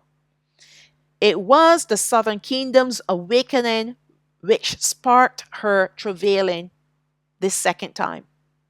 Therefore, Saiwan is in a state of travailing at this moment until the birth of the nation of Yashraal, until we have become one nation in the hand of Hamashiach. Verse 8. Who has heard such a thing? Who has seen such things? Shall the earth be made to bring forth in one day? Or shall a nation be born at once? Okay. These are the main sentences that Christians are basing as the fulfillment of this prophecy that Israel was made a state in one day on May 14th, 1948. How can this be possible when this country is always in a state of war and conflicts? Yet the main prophecies about the return of Yashraal states that they will dwell in safety in their land, and none will make them afraid. Then this birthing of a nation in 1948 is indeed a lie, planned and executed by the Zionists, who are trying to prevent the true return of the rightful owners of this land, called the 12 tribes of Yashraal. Then who will be birthed in one day? A nation born at once? The 12 tribes of Yashraal were divided into two kingdoms. The southern kingdom, who were the slaves of the transatlantic slave trade, and the northern kingdom, who fled to Africa in 721 BCE. We're still two kingdoms at this time, but we will become one nation in one day, the perpetual day, at the end of time, which is the perpetual day coming upon the earth at the end of the age and in our tabernacle. Hence, the birthing of Sayawan will be complete. Let's look at Yahazakaal, Ezekiel chapter 37, verse 21. And say unto them, thus saith Yahweh Alahayam, behold, I will take Habanai ol Yashraal, that means the children of Yashraal, from among the heathen, where they be gone, and will gather them on every side, and bring them into their own land. And I will make them one nation in the land upon the mountains of Yashaoyah, and one Malak shall be Malak to them all. And they shall be no more two nations, neither shall they be divided into two kingdoms any more at all. Has that happened yet? The people in our land, are they one kingdom? One nation? They came from Europe. Let's look at this verse now. For as soon as Sayawan travailed, she brought forth her children. Sayawan travailing means that we have returned to true worship, starting with the southern kingdom first, then the northern kingdom last, after they are regathered in the second Exodus. We are her children, the 12 tribes of Yashaoyah, that were brought forth and will be brought forth through revelation, prompting our awakening. So our forefathers were brought forth in the wilderness, and we will be brought forth upon Mount Sayawan in the hands of Hamashiach. Okay, let's look at Psalm 149, verse 1. Praise you, Yahweh. Sing unto Yahweh a new song, and his praise in the congregation of the saints. Let Yashrael rejoice in him that made him. Let the children of Sayawan be joyful in their Malak. Is that happening right now? Do they have a king? All right. Let's look at Yawaal. That's the book of Joel, chapter 2, verse 23. Be glad then, you children of Sayawan, and rejoice in Yahweh Alahayam, that is your Alahayam, for he has given you the former rain moderately, and he will cause to come down for you the rain, the former rain, and the latter rain in the first month. So here he's telling the children of Sayawan, he's going to bring their blessings. All right? He's going to rain blessings upon them. Is that happening right now? Are those people enjoying the blessings of Alahayam? No. Okay, so they're not the children of Sayawan. Yochanan chapter, in fact, do they worship Alahayam? No, they worship someone else. They worship Elohim. Do they even acknowledge the Son? No, they don't. So how can they be his people? Anyways, Yochanan chapter 4, verse 21. Yahweh said unto her, Woman, believe me, the hour comes when you shall neither in this mountain nor yet in Yerushalayim worship Ha'abba, meaning the Father. You worship, you know not who. We know who we worship, for salvation is of Yahweh. That's the southern kingdom. This is Hamashiach speaking to those Samaritan woman at the well. Verse 23. But the hour comes and now is when the true worshippers shall worship Ha'abba in spirit and in truth. For Ha'abba seeks such to worship him. Alahayam is Rawak, meaning he is spirit. And they that worship him must worship him in spirit and in truth. And here's the thing. Our forefathers loved the worship of Alahayam when we had the tabernacle, the righteous ones, not the wicked ones. And even when our tabernacle was destroyed, our forefathers wept.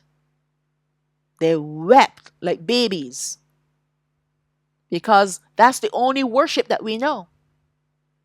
But when we were enslaved and carried away into captivities, Alahayam said he will be to us as a little sanctuary, meaning when we call on him, he will answer us, no matter where we are. And especially today, because Hamashiach came and released, when he died and he returned to heaven, he released Ruach HaKadosh to come so that he can bring revelation to us, so that he can teach us and reveal things to us that have been hidden. And this is the thing that we have today for us. We need now to worship Alahayam in spirit and in truth because we don't have a tabernacle. And our worship is received, especially if we worship the way how Rawak HaKadosh wants us to worship. All right? So all these foolish ones saying, well, we don't have a tabernacle, so we don't need to keep Shabbat, and we don't need to do this, and we don't need to do that. Don't listen to them. All right? Those ones, they want to live like heathens and still dress and pretend that they are of Yashraal. They like the idea of, oh yeah, I am of Yashraal, I am this and I am that, but yet they don't keep his commandments. And they don't worship him the way how he says to worship him. So at the end of the day, they're still Gentiles. Doesn't matter that they're of the bloodline, they're still Gentiles because they're not worshiping Alahayam. It says here, Saiwan is going to travail and she's going to bring forth her children. True worship is going to bring forth the true worshiper or the true worshipers of Alahayam, who will be his people, his elect, his chosen, his righteous remnant. Anyone else that does anything differently, they are Gentiles. And that's why Hamashiach was setting the record straight with the woman at Samaria. All right? She was talking about Yaakov, their father, was telling them that one day, something about the mountain and worship. My brain now is, yeah. But Hamashiach set the record straight. He said, you don't know who we are worshiping because salvation is not even for you. You're a Gentile. Even though you're calling Yaakov your is it Yaakov? Forgive me if it's not Yaakov, right? But or is it Abraham? I have not looked. I should have looked, right? Um, Let me do that right now. All right, that would be in John 4. Yeah.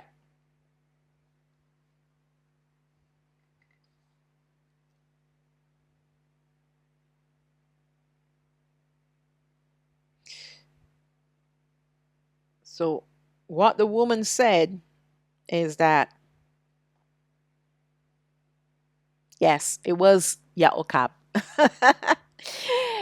Oh, I had to check to make sure because sometimes, oh my goodness, when I'm focused on my, my particular study, sometimes he tells me, okay, do this, do that, and then while I am speaking, then he brings a thought to me.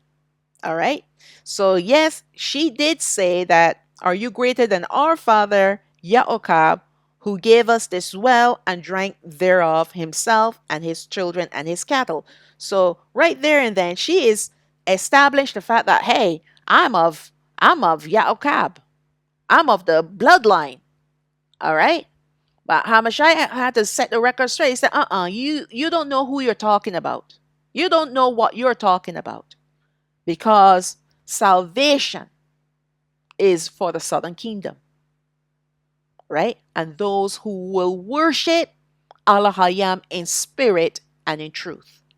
Anyone else who does not abide by this commandment, by this,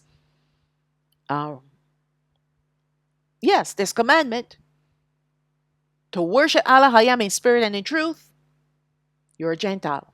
You're not considered part of the flock that he is going to regather. Okay. So let's carry on. It all comes down to the true worship of Alahayam Yahweh and not pagan worship. This is what Yahweh is seeking from his people. And this is what will come forth starting from today.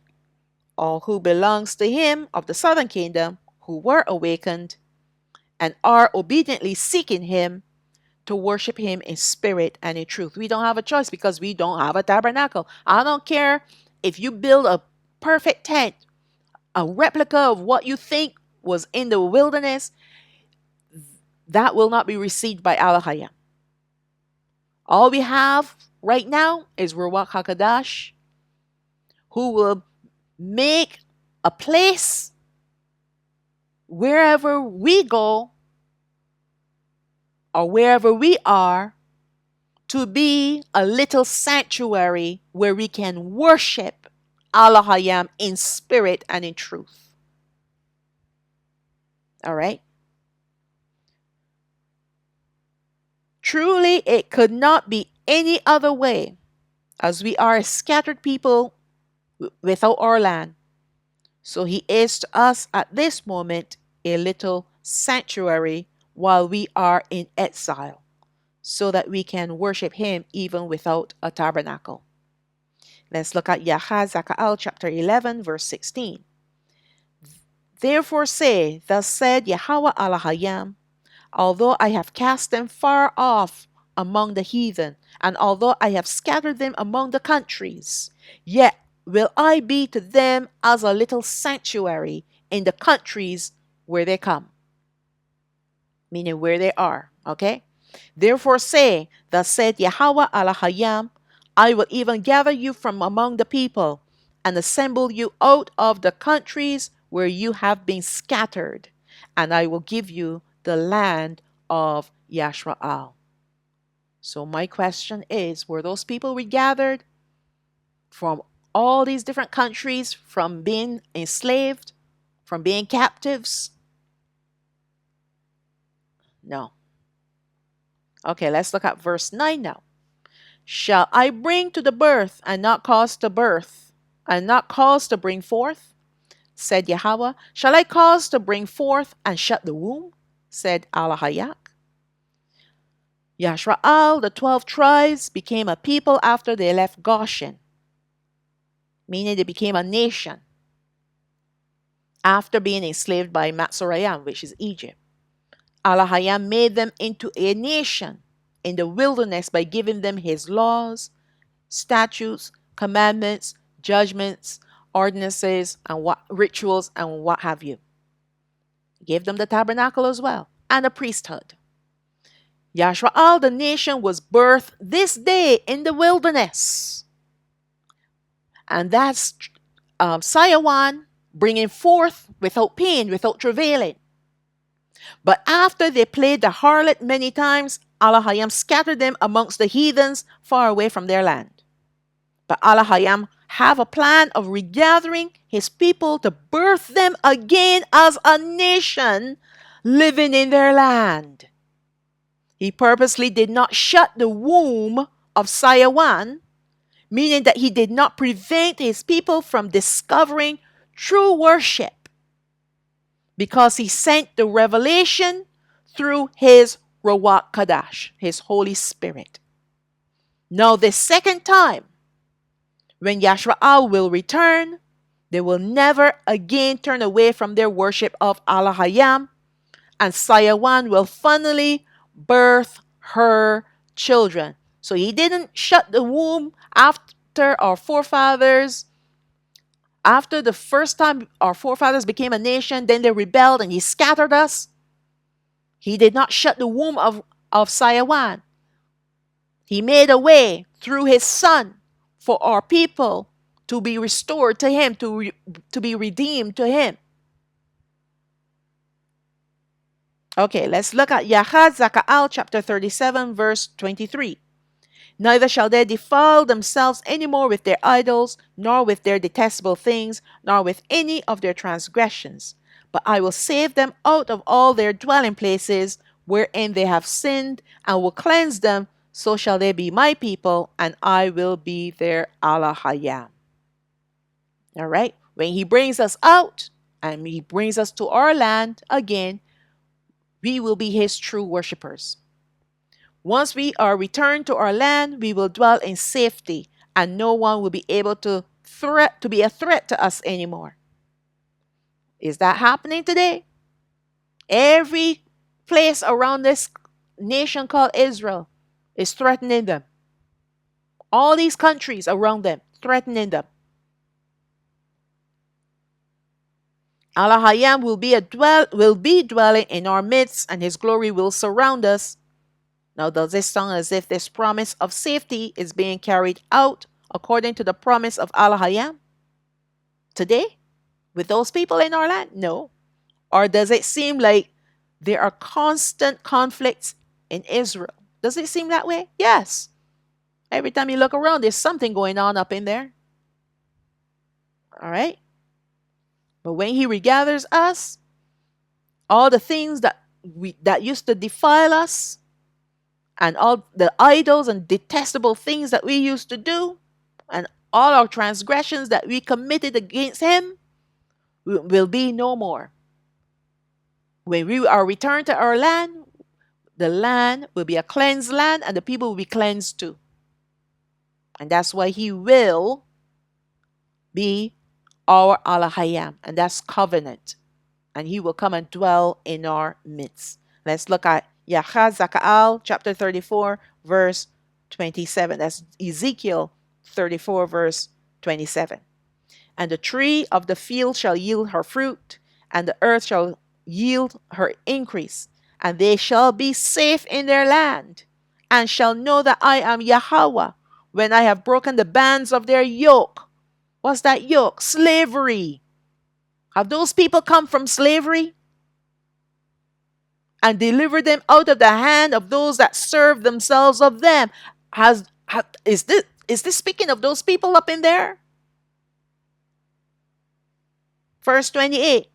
And they shall no more be a prey to the heathen, neither shall the beast of the land devour them, but they shall dwell safely, and none shall make them afraid. Now you might say, well, this is the time of Yashaoyah. This is the time of Ezekiel. But let me tell you something. Our people have gone through slaveries time and time and time again.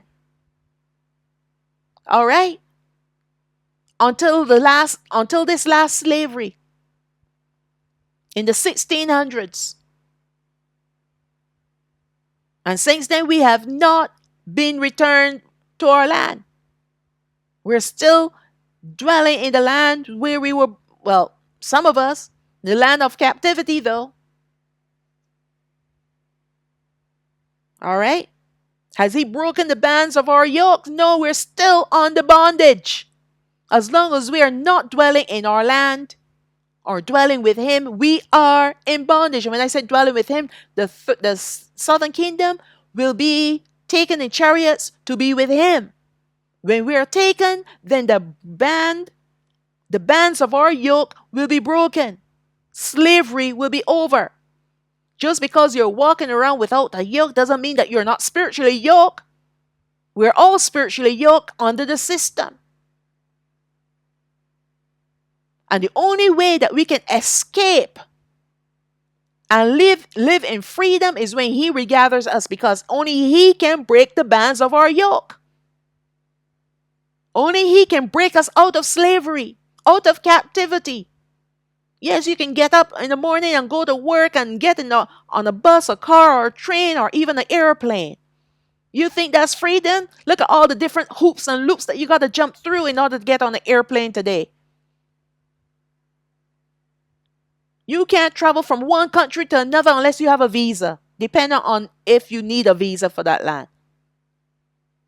You can't go and set up shop or set up anything in any land that you want to go to. Is that freedom?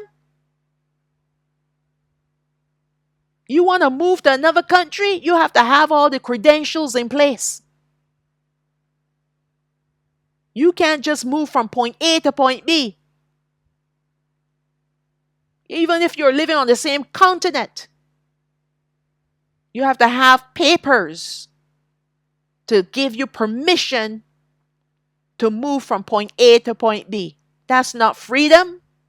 Freedom, look at the days of Abraham when he can just pick up his tents and his people and move from one part of the land to another and then set up his tent. All right? We can't do that today. We can't do it today. So we are living under bondage with a heavy yoke upon us. But just because we're not walking around in shackles made of iron, people think that they're free. And yet you got to pay taxes through the nose. And if you don't pay those taxes, the tax people come in to collect you and whatever you own. So you're not free. All right, let's move on. So you want to break the bands of our yoke. And where he's taken us, we will dwell safely and none will make us afraid. Now compared to the land of Israel and the people living there, they're living in fear. All right, Jeremiah chapter 32, verse 37. Now I'm saying all of this to compare to you that if this nation was birthed by Alahayam in one day, if this was the regathering of his people, then no one will be able to do what they're doing right now up in that area. Shooting missiles and all kinds of stuff up in there. All right? They will be dwelling in peace and safety. I have spent time in that land. And those people lack peace and they lack safety. They got soldiers and even the police, all kinds, the military, all of them walking around with guns. Everywhere you go, somebody with a gun patrolling the streets. That's safety? You trying to tell me that Alahayam brought you back to this land, then tell you pick up arms to protect yourself and protect the land? No, sir. That's not safety. Jeremiah chapter 32, verse 37. Behold, I will gather them out of all countries, where I have driven them in my anger, and in my fury, and in my wrath. Where did those people come from? Did they come from the land originally? Listen, I heard someone say, right? A couple things. I heard someone who was an official in Egypt, official of Matsarayam, say that the people that in Israel, when they left, they were Negroes and they came back white. I also had a friend who visited the pyramids, and he said what is shocking is that the paintings of the slaves on the walls in the pyramids were Negroes. They were not white people. And we know the only slaves that were here were the children of Yashaoyah. All right. Even they had a painting of Yashaoyah, who is Joseph. What color is he? Is he white? No, he's Negro. All these, I mean, this is a well-planned scheme, a well-laid plan to deny a people their identity. And then replace them with the opposite. We're Negro and they're white. Or you want to say we're black, they're white. And everything else in between. I'm talking about qualities. They got the straight stringy hair, we got the curly woolen light hair. We got the smarts, what do they have? I'm not here trying to put down on people, but what I'm trying to do is set the record straight. Don't get yourself twisted up about what's happening up in there. What's happening up in there is all propaganda. It is all strategy for the next major event that they're planning in the future. And if you get caught up in the narrative and the agenda, You're going to miss and be sucked into that deep, dark vortex of evil. Have no opinion of what's going on up in there. None whatsoever. But know the truth for yourself. Know who you are. All right, let's move on. And I will bring them again unto this place, and I will cause them to dwell safely. Has that ever happened in that land? And they shall be my people, and I will be their Alahayam. That's covenant. And I will give them one heart and one way, that they may fear me forever, for the good of them and of their children after them. Has that happened yet? Even when our people are regathered, this will be the final time of our regathering, because only the remnant, the righteous remnant, will be regathered. So he is using all the different narratives that are going on to sift us. All the different agendas that they're planning on this earth, he's using them to sift us. Because the true worshippers of Alahayam will maintain worshiping him no matter what comes their way. Because we're not bought by the narrative. We're not bought by the cheapness that they example, reparations. We're not bought by that. We're not looking for anything from these people. So they can't trick us into walking away from Alahayam, from walking away from true worship. That's what I'm saying to you people. Stop going after reparations and all these foolish ones that talking about cruise liners and whatnot and telling you to get ready to go down to the ports. Do not go down to no port. Do not get on any ship. Now, I know this is off topic, but this is what's happening with our people. You got the false leaders out there, the false teachers and what have you, false prophetesses, what have you, telling you all these things. And people are buying it hook, line, and sinker because they want to live in luxury. They want to travel in luxury. And our forefathers, when they were in Goshen, when it was time to come out, during the 3 days of darkness, Alahayam knew who was going to come out and who would not. So the ones that would not come out, he destroyed them in the land, and they were buried during the 3 days of darkness, so that Matzorayim would not know what had happened to them. So when it was time for the 12 tribes to come out of Matzorayim, to come out of Goshen, all 12 tribes, not one, not even the bones of their forefathers remained. Do you understand? Anyways, let's move on. Verse 40, and I will make an everlasting covenant with them, and I will not turn away from them to do them good. So he's not going to, what has happened in the past is that he turned away from us, and evil came upon us because he turned away from us. But he said, I will not turn away from them to do them. Actually, let me rephrase that, because we are the ones that turn away from him. All right? We turn away from him and evil comes upon us.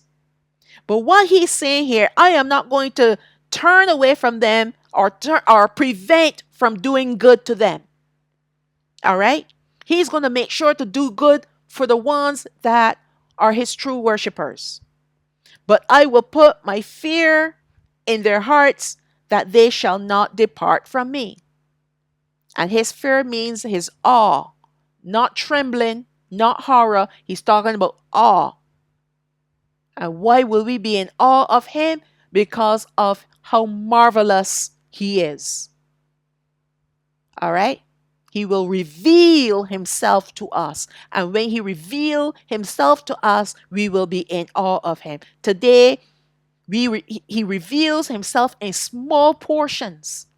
And that's what's keeping us in the way. All right. Verse 41. Yea, I will rejoice over them to do them good, and I will plant them in this land assuredly with my whole heart and with my whole soul. For thus said Yahweh, Like as I have brought all this great evil upon this people, so will I bring upon them all the good that I have promised them.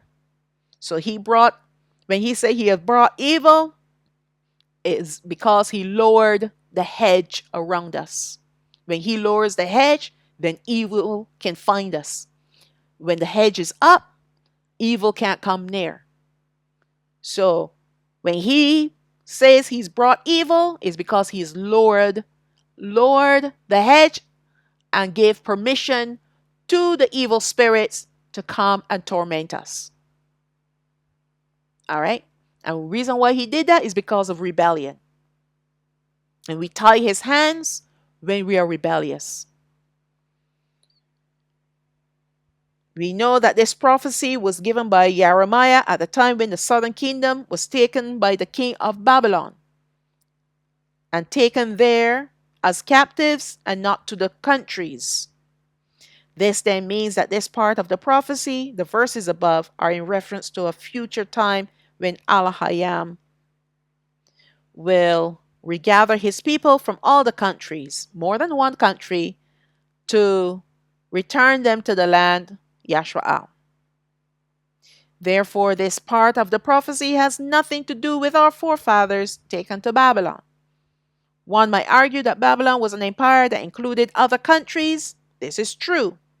But looking carefully at what Alahayam said through his prophet, this regathering of his people to their land is to be a permanent return, never for them to be taken from their land again. Now, did this happen after the Babylonian captivity? Did they remain in the land up to this day? No. They were taken again and again and again and again. So this prophecy from Jeremiah is a future prophecy not yet fulfilled.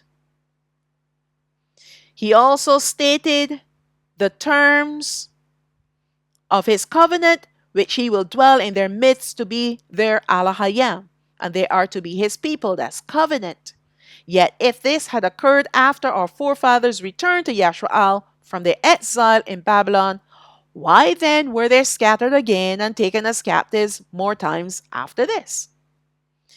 Another thing to consider is that if the current people living in our land were truly regathered by Alahayam to be there, why are they still living in ignorance about Hamashiach? Why are they still waiting for him to come the first time? Why do they not believe that he already came and is due to come the second time to be Malak? Why is there no peace in that land called Yashaoyah? Why is it that after reading all these prophecies of the return of the 12 tribes of Yashaoyah to their land, that nothing that is spoken by the prophets connects to these people in Israel? All the things that the prophets have spoken, past, present, and future, they do not connect to these people in Israel. Not one bit. Their origin was never Yashaoyah. They were never in wars, sieges, and slaveries like the people we have read about in the Bible. When we look at the drawings of the slaves found in the pyramids of Egypt, they are people of Negro descent, not Caucasian like the Jewish people. So what gives? I can give more and more scriptures that will not connect to the Jewish people, the one living in our land, because they are not the true people of Alahayam. They are fakes. Once we put that in perspective, now we can understand that what is going on in that region is not prophecy for these people, but a prophecy pertaining to wars and rumors of wars. That's it. And we were warned about that by Hamashiach. And on top of that, what is happening there is propaganda. Even if it's a real war, look and see who's creating the war and why. And the same people that created the war, they fund the wars, the people that are warring against each other on both sides. They're the ones that fund the wars on both sides. So they create the war because they're creating chaos, and they're creating uncertainty and instability. Because look at all the different countries now that are jumping in. And let me tell you something. You see, don't worry about all these different protests and things going on. I think we have short memories. Some years ago, maybe 4 years ago or so, what happened? Actually, it was more than 4 years, maybe 5 years ago. What has been happening? They have been bringing in refugees in all these major countries. The same countries that you see all these great protests going on. Okay. Don't let these people fool you. They brought in the refugees in the European countries and America and Canada and what have you, so that they can stage these protests. These are paid actors, paid people to do this, to create instability and unrest in the countries. Don't get involved. All right. People have short memories. I remember this because I'm like, why are they bringing all these people? Why not go? Why not send troops over there and settle the problem? Oh no, these people, they need peace. They need this. And they brought them into the countries. They gave them houses. They gave them cars. They gave them money. They gave them jobs. What happened to the people living in the countries that really need housing, that really need a job, that really need money? No, these ones were being funded when they came into the countries. And they were living larger than the people living in the countries. So these are the ones now that have been called forth to do their duties, to add to the unrest in the world. Don't let this fool you. All right, let's move on. So he spoke about rumors of war. In part 2, when we look at Psalm 83, we're going to look at that now that we have laid the foundation of truth to show you who the true people are that belong to this land that they call Israel is Yashaoyah. But once it's cleansed, it will be Yashaoyah again. We'll investigate further as to why the 12 tribes of Yashaoyah were scattered in the first place. I know we looked at that in quite detail. It's not going to go much deeper. Well, when I say much deeper, I mean I'm not going to pull more verses, just a few. Maybe the first 2 slides. All right? But we're going to look intensively at Psalm 83 and see what it is that these people are, these nations are, that have conspired against us. All right. This will confirm once and for all that our history of wars, sieges, and slaveries is not their history. Never was and never will be. No matter how anyone tries to make it stick to them. You got the Christian churches and all these prosperity speakers, preachers, and what have you, claiming this is Israel and we need to stand with Israel and we need to do this and we need to do that because, whoever blesses Israel is blessed by God. Whoever curses them is cursed by God. All right? This is the narrative that has been pushed for a long time now. All right? But if you look through the lens of Ruach HaKodesh, when you look at and you receive revelation from him, then you will know without a shadow of doubt who these people really are. They're Japheth. They're the offspring of Japheth. They're not the offspring of Shem. They're not from Abraham, Yitzhak, or Yaakov. Because even Shem had children that were Gentiles. Because they were not of the chosen lineage. All right? And now, to know more about the truth, we will continue on to learn why our land today is inhabited with heathens. All right. So, this is a very interesting study because we're looking at this false doctrine of Israel being made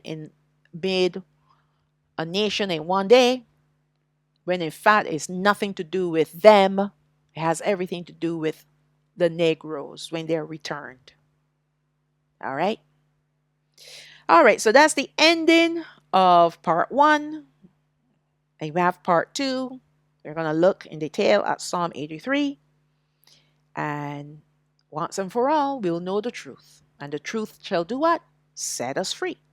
So let's say the blessing for Yashaoyah, taken from the Alahayam chapter 6, verse 24 to 26. Deuteronomy chapter 6, verse 24 to 26. Yabarakak Yahweh wa Yashamarak. May Yahweh bless you and keep you. Ya'ar Yahweh panayo alayak wa yahanak.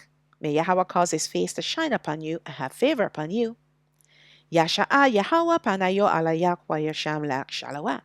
May Yahweh lift up his face upon you and give you peace. And now I'm going to read the command to you, taken from Deuteronomy chapter 6, verse 4 and 5. Alahayam chapter 6, verse 4 and 5. Shama'o Yashwa'al, Yahweh Alahayano Yahweh Achad, wa Ahabath Yahweh Alahayak. Bakal Babak, Wabakal Napashat, Wabakal Ma'adak. Hear, O Yashwa'al, Yahweh, our Alahayam is one Yahweh. And you shall love Yahweh, your Alahayam, with all your heart, and with all your soul, and with all your might. And with that, I will say, Shalom, Shalom, all praises to the Most High, Abba Yah.